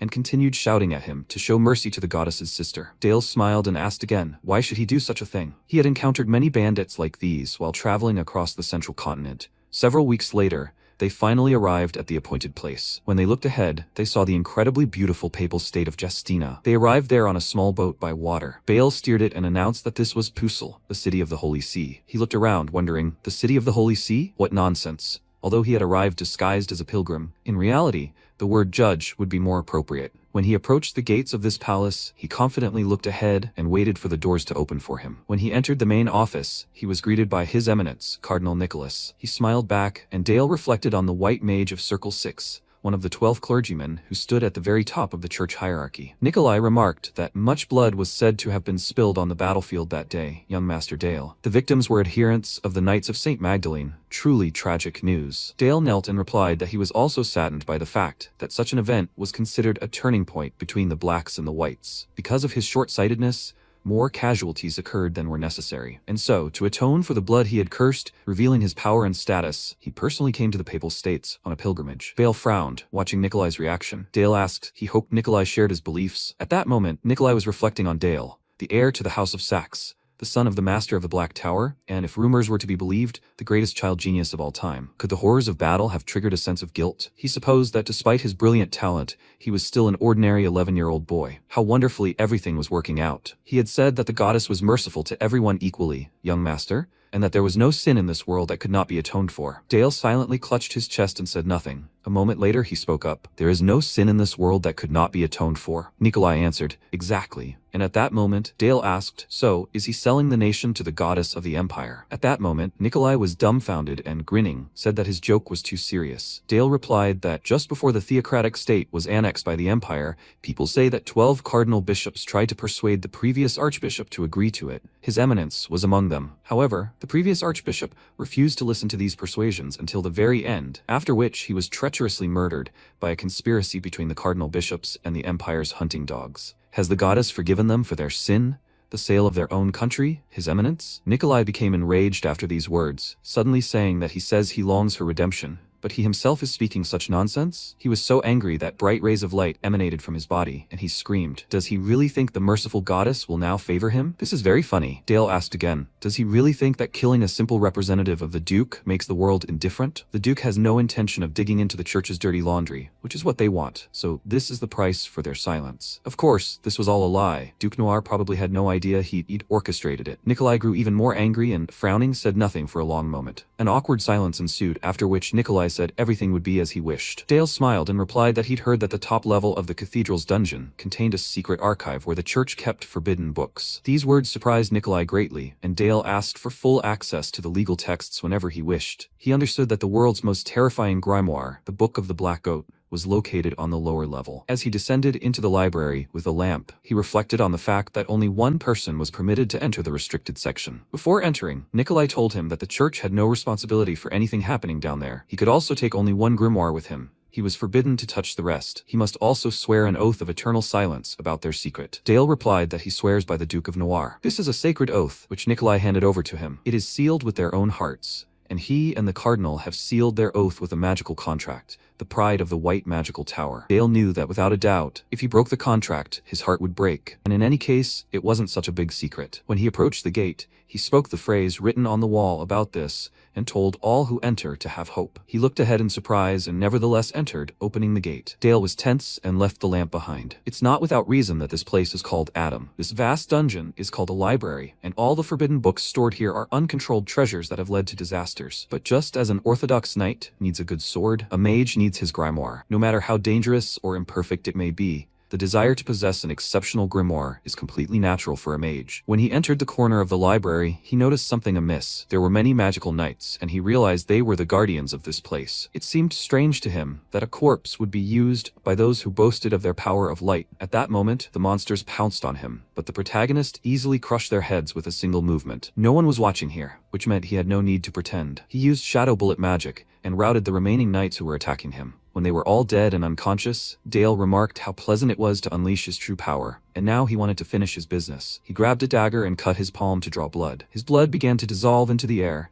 and he uttered that he, Dale of House Saxe, hereby proclaimed himself the rightful heir to the Duke's immortal bloodline. As the drops fell to the ground, he uttered that the Black Goat of the Forest, commanding 1,000 descendants, was summoning him. He must come to fulfill the contract he and his clan of darkness had made. Dale realized he was hearing terrifying sounds of unknown origin, indicating that this blood was so powerful. He was dumbfounded and continued listening. Fresh blood of a mage. He wanted to make a contract. Let this child come here. He was digging this power for him. This child had made a contract not with him, but with another. These spirits began to argue among themselves about this, and one of them felt hatred and thirst, killing death. Dale looked up, wondering if the sea of blood and scattered corpses was the world inside the book. One of the spirits offered to make a contract with him, and he would kill every last one of his enemies. He would hold a festival in the ocean of blood of those who stood in his way. Dale turned and looked at this creature with curiosity. Then he felt a strange atmosphere. That was the world of the grimoire, the Book of Carnage. The Book of Carnage is the secret art of the most depraved blood magic aimed at mass murder. As the name suggests, the power and value of this book are beyond comprehension. However, Dale asked this spirit to leave him. He didn't need him. He grew angry and shouted, "How dare he refuse him? Did he really think he could leave alive after this?" Dale smirked and asked, "Why not?" He used his magical powers, causing his opponent to retreat. This is just a pitiful world inside the book. His world can't influence him, and with his world, it's just the opposite. A moment later, the entire aura of the book shifted, and the protagonist began to wonder about the world consuming another world. It belonged to a bloodthirsty monster, whose twisted thoughts had given birth to the magic of mass destruction. How could the world of a sixth circle mage yield so easily to pressure? The spirit asked in response, how could the world of a child absorb him? Dale replied that it was simple. The number of people his master had killed was nothing compared to his own body count. He didn't even remember how many cities he'd razed to the ground. Now he understands, right? The spirit screamed in anger and lunged at him with his weapon, shouting, "Does he really think he would give in so easily?" A moment later, he was completely shattered into tiny pieces and watched in bewilderment. He muttered that it was simply impossible and began to evaporate into blood. When the protagonist looked up, he heard a cracking sound and asked, "Is that her again?" A girl named Riri approached him and said, "Handsome man, why did you summon her?" He turned to her in confusion and she said she was truly glad to see him. She'd been terribly lonely this whole time. He would play with her, right? It was so cold and empty here. He silently watched her actions and remembered the Book of the Black Goat, a grimoire written by the immortal Duke Federico, who sacrificed his own daughter to reveal the secrets of death. That's why, although the grimoire's avatar took the form of a little girl, the one standing before him was not his daughter. Let her make a contract with him. The daughter of the Black Goat. She replied, "Okay, let him show her his world. He's a handsome guy." He replied, "Okay." And when Riri found herself in his world, she said with delight, "Is this his world? It's very beautiful." She really likes it. But suddenly they found themselves in front of Nikolai and his subordinates, and she asked, "Who are they?" Nikolai was stunned by what he saw and realized he hadn't thought this brat would actually get his hands on that book. Dale turned to Nikolai and asked why he'd come all this way. He replied that he simply had, but Dale interrupted his agonizing reply and asked again, "Whatever happened down there? The church had nothing to do with it. Hadn't he said so? Had he really been worried? Apparently an oath alone wasn't enough. He'd come all this way to get rid of him. And he, a light mage, had chosen the wrong place. Nikolai grinned and replied that there had been a misunderstanding. He'd come because he was worried about him. Suddenly, Riri addressed Dale as a handsome man and asked if she could eat them. He turned around and replied that if she got a stomachache later, it wasn't his fault. She replied, "Okay." Nikolai grabbed his cross and said, "In the name of the Father, the Son, the Holy Spirit," and began to cross himself. "May he have mercy on them and grant them his mercy." They pray to her, "Lord, it will come to them in the mercy and blessing of the goddess. The Lord of Light will protect them." They pray together, "Hallelujah. May she deliver them from the devil's servant." Dale watched what was happening and replied that, as he thought, it would not be easy for them. At that moment, Nikolai's subordinates transformed into archangels with enormous wings and rushed to attack. Dale deftly avoided each attack and used a shadow bullet to hit and destroy his opponents. He said they were agile and could have evaded his attacks, but he expected nothing less from the angels. Nikolai asked if he might be a genius, but he was still a mage of the third circle. He could not fully wield the power of the Book of the Black Goat. At that moment, he continued reciting a prayer, and everything around him lit up with a bright light. Dale and Riri couldn't bear to listen any longer, when suddenly she screamed at him to shut up right now, growing even more enraged. She stood in the middle of the field, unsure what to do. Her tentacles were immobilized, and the angels were drawing ever closer, shouting that she must accept her sentence. Fallen one. She smiled, and at that moment, one of the closest angels was frozen in horror. They had all been routed by Riri's dark magic, which had simply lured them closer. Nikolai asked if they were okay. They couldn't do anything, and Nikolai was stunned by what he saw. The angels began to transform into terrifyingly frightening creatures, clutching their heads. Nikolai, unsure of what was happening, was frozen in horror. They all kept repeating the same thing, praise him, and this sight horrified the cardinal. The knights were stained with black slime, melting their skin and snow-white wings, and Riri enjoyed their screams. She extended her tentacles to one of them and said that she had not smelled this scent in a long time. She had waited for this for so long, so she should savor it properly, very slowly. The tentacles finished off the knights in a brutal manner. An evil entity devouring angelic flesh, the one who summoned it, a young master of the dark race, could not possibly be an ordinary 11-year-old boy. Words like prodigy of the ducal house or the greatest genius of the empire did not fully describe him. This was truly the spawn of the devil. This is exactly what Cardinal Nikolai realized now. Dale ominously approached him and said that no matter what happened, the parties bear no responsibility for what happened here. These are his words, right? Nikolai fell on his knees before him and begged him to spare him, and he asked, does he really want to live? Then what will he offer him in return? Nikolai looked up at him and excitedly said that he can offer him a lot of money and a church rank. And if he wishes, he will also get all the influence of the church under his command. Let him just say what he wants. He will give him everything. MC remarked that it sounded tempting. Nikolai smiled nervously, asking what exactly interested him, and he spread his arms out to the sides, saying that he was talking about everything he has. It looks like they need to change the contract. A vow, absolute submission, bound by an oath. At that moment, Nikolai had no other choice. When he finished with his business and returned to Riri, she said with a smile that it was so fun to play with him. She really likes his world, so she will wait for the next command. She grinned and showed him her tentacles, asking if he was afraid of her. Was he? He answered with a smile that he was not at all, and thought that she should not be summoned carelessly. It was too dangerous. He could not yet fully control this power, so he should not use it recklessly. It was better for him to save it as a trump card and use it at the last moment. She approached him and hugged him with her tentacles, asking if he would invite her to play again, right? He promised her that they would meet again and play together, and then she left, saying that she would look forward to their next meeting, and he returned to the real world. This is where the hellish confusion ended. The eldest son of House Sachs received repentance for his sins on behalf of Cardinal Nikolai Moshi. As a great act of atonement and a bridge to reconciliation between House Saxe and the church, an unprecedented sacred ceremony was held. On the way back to the duchy, Dale no longer hid behind the pilgrim's mask, but no one dared stand in his way. A few months later, Charlotte demonstrated her abilities. Helmut told her to begin, and she concentrated, gradually releasing aura from herself and directing it to the sword. When the blade was completely covered in aura, she said that was all she could do. The others cheered, admiring her abilities, and Helmut remarked that it was incredible. To think that at such a young age, she had already achieved perfect mastery of the aura blade. Afterwards, MC approached her and said that he, Dale of House Sachs, wanted to ask her, for the sake of the Lord, the honor of her house, and all that is dear, does she swear to protect him as a loyal knight? She thrust the sword into the ground and knelt before him, swearing this, and he touched the blade to her shoulder and asked if she swears not to follow her own selfish desires, to protect the weak and punish evil. She swore this, and he said that by the name Sachs he named her his knight, and she smiled contentedly. After that, they went for a walk together, and he said that he hoped she would not change her mind. She told him that she liked the sword of House Sachs. This sword made her who she really was. He thought that she herself preferred the two-handed sword of House Sachs to the rapier. Retraining must have been difficult. Perhaps he underestimated her talent. He said that they received a report that a huge contingent of orcs was gathering outside the Demon King's territory. It seemed that they were led by an elite commander. His father was personally mobilizing troops and calling on the Northern Lords, but he also intended to join them, and he wants her to stand shoulder to shoulder with him in this battle. Let her join him as a knight. She thought for a moment, then told him that she agreed. She will become the sword that protects the Lord. Her blade will serve him faithfully. Meanwhile, Noir called everyone to a meeting. One of the lords said that they had detected a large-scale advance of an orc detachment from the south of the evil territory, the land of the Demon King to the north of here. Perhaps this is just another wave of barbarian attacks? The Duke said that it was most likely so. When Han Sun joined the human forces to crush the Demon King, the people believed that peace would finally come. But the truth was that some demonic races fled south from the barbarian lands to survive. In the following years, their raids became known as barbarian attacks. The Duke said that an order had been given to convene the Northern Lords, the Dark Magic Tower, and all the wards of the Knightly Orders. This battle would be larger than any before. He turned to his son and said that the time had come to teach him how to use necromancy on the battlefield. That same day, in the Dark Duke's underground workshop, his first lesson in using necromancy on the battlefield began. His father asked him what he thought was the difference between a Death Knight and an undead soldier. He asked if it was the same difference as between a knight and a foot soldier. His father looked him up and down and asked, then what was the difference between a knight and a foot soldier? He thought about it and asked, in combat prowess? He shook his head and said that it was true, and at the same time, not so. Even if a person possesses great strength, it does not mean he can become a knight. He asked,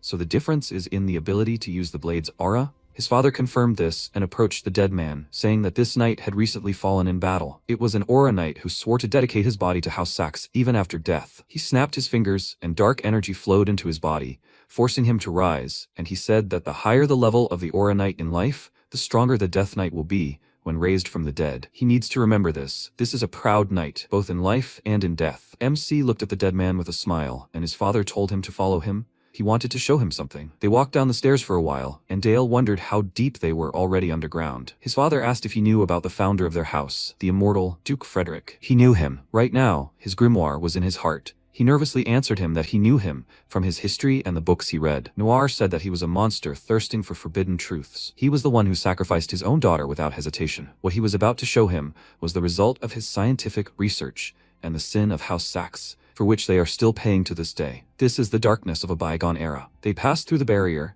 and it said that only direct descendants in whose veins the blood of Saxe flows could enter. They found themselves in a spacious hall where a crowd of knights stood, and MC asked, "What is this?" Noir said that a way to control the dead without constantly consuming mana is exactly what the immortal Duke discovered centuries ago. One by one, the heads of House Saxe cultivated an army of the dead, called the Order of Death. He, too, carries out the will of the immortal Duke. Dale stared at them in shock and clenched his teeth. Now he understood everything. His father said that the way his will is reinforced by actions is impressive. This is why House Saxe cut itself off from the rest of the world, and why the Dark Duke emphasized the importance of morality so much, despite controlling the power of darkness. All for the sake of keeping the Order of Death a secret. His first reaction was, what hypocrisy is this? It makes him sick. His father looked at him and pointed at the knights, saying that this is their darkness, but at the same time, a shield that protects them. Is he ready to accept this sin? MC nervously clenched his teeth and clutched his heart, and then answered that he was ready from the very beginning. He, Dale of House Saxe, willingly accepts this sin. No matter how vicious this power is, he is the same hypocrite, hiding behind the mask of an obedient son, building up his strength for personal vengeance. He extended his hand towards one of the knights and was enveloped in dark energies. He immediately took up his sword, made several heavy swings, and Noir told his son that his mana had reached incredible concentration. He noted that this was all because he was being taught by the best of teachers, but he still couldn't control the Death Knight without infusing mana into him. He wasn't like the other Death Knights of the Order of Death. His father said it was too early for him. He only planned to teach him how to use necromancy in combat. He should focus on his training to prepare for the upcoming battle. He snapped his fingers, and the goblins lying on the altars rose from the dead. They immediately pounced on the knight, but he quickly turned and swung his sword, cutting down each of them at Dale's command. Noir smiled and thought it was simply amazing. A Death Knight is control on a completely different level. Usually, a necromancer who controls the dead has never held a sword in life, but MC demonstrates an excellent level of mastery of the sword of his controlled unit, surpassing the abilities of a knight of the Order of the Night Raven in life. He is truly incredible, but where did he get such talent? Time passed, and it was time for Sepia's lessons. As she watched his magic, she looked down in frustration and wondered what this feeling was. He had pretended to be an innocent child all this time, but everything he had shown so far was permeated with cold, indescribable darkness and desperate desire. It was certainly a thirst for recognition. Dale fired another magic shot, piercing the tree trunk, and she said that his water control skills had improved significantly. He thanked her with a smile and said that he had promised his father that he would become a son he could be proud of. She said that he was doing great at it, and noticing that he had thoughtfully lowered his gaze, she asked what that worried look on his face was. Had something happened? He looked away and smiled nervously, asking if she would love him as much when she saw his ugly side. She was slightly surprised because she had just thought about it, and he said that the day would come when he would accept his family's dark past, and then he was afraid she would be disappointed in him. She touched his face, and he looked up at her in surprise, seeing the worry in her eyes. She said that elves live along as a real man, One day she will probably look the same as she did now. At that moment, she wondered why she was so worried about the fate of this child. When rumors spread about the young master's crushing victory, which became a turning point between the white and black, the people of the Empire began to praise Dale's talent and gossip behind his back. But this never made her happy. The god of carnage, Dale's talent is definitely the engine of history, but she does not want this boy to follow the path of a killer. Now she smiled and said that she will stay by his side until he decides what he truly desires. And when that time comes, she will be with him not as his teacher, but as an ordinary woman, so he is not alone. He stared at her in shock, and she, awkwardly clearing her throat, suggested that he return to the lesson. Immediately after that, he ran up to her and hugged her tightly, thanking her for these words. He likes her very much, so let her wait for him. She smiled and agreed, entrusting himself to that warmth that makes one forget the cold in his chest, and even his loneliness was his childhood promise, which he could not forget. Soon after, all the lords of the north gathered in the duchy to resist the barbarian raids. Wilhelm Gale knelt before the Grand Duke and greeted him, saying that he had 30 knights, hundreds of heavy infantry, and 400 light infantry with him. It was the turn of another lord to introduce himself. By order of the Duke of Saxe, all the landed lords, great and small, gathered in one place. Among them were nobles, brimming with ambition and desperate to attract the Duke's attention. Wilhelm introduced his eldest son, Beth, to the Duke, who immediately exclaimed that, as his father had said, they were ready to give their lives for his grace. They all spoke the same thing, each boasting of their children's achievements more loudly than the last and seeking favor. Even under the pressure of the approaching battle, the nobles did not miss the opportunity to establish connections. However, for the great lord himself, it was also important to strengthen the prestige of his faction. Both the northern lords and their children knew perfectly well whom they needed to impress. Beth approached Dale and greeted him, expressing his respect. His name is Beth Gale, and he looks forward to sharing his valor on the battlefield. A girl rudely pushed him aside and greeted Dale with a smile, saying that he was even more gallant than rumor had said. She didn't even know he was a true gentleman. He smiled awkwardly and thought that the excessive attention from people was so exhausting. After that, Yonez approached him and said that they said he possessed martial prowess, not inferior to that of veteran knights. He would like to see it with his own eyes. His father indignantly called out to him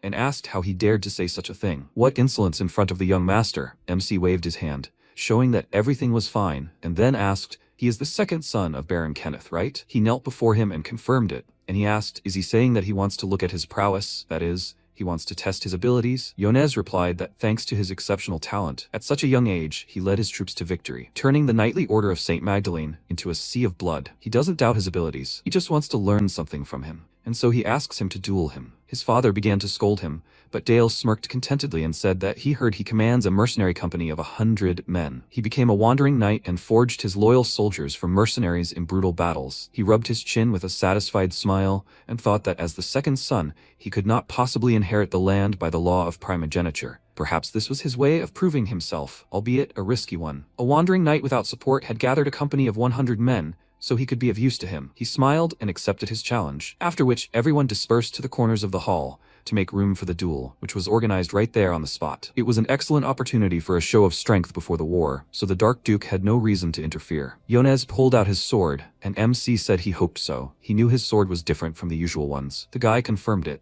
He'd heard about it, and then Dale released his energy and allowed him to use his aura, letting him fight him with his full power. That was an order. Yonez nervously gritted his teeth and agreed, then abruptly released his aura and prepared himself. And MC thought that he was clearly still an inept aura knight, and yet his control was worth noting. Then he wouldn't hesitate either. His energy rushed to the center of the room. A sword emerged from it, and Yonez thought that here it was, the young master's famous black sword. Dale told him to attack whenever he wanted, and he immediately jumped up and approached him, then delivered a stabbing blow that only tore his cloak, and he managed to step aside. Then Yonez turned to him and swung his sword, and he parried his attack and smiled. The guy thought that, unlike him, the dark young master was born with everything, but he would prove to him that even a penniless person can defeat someone who was born with everything. He quickly ran up to Dale, and when he saw an opening, he decided to strike right away and swung his sword.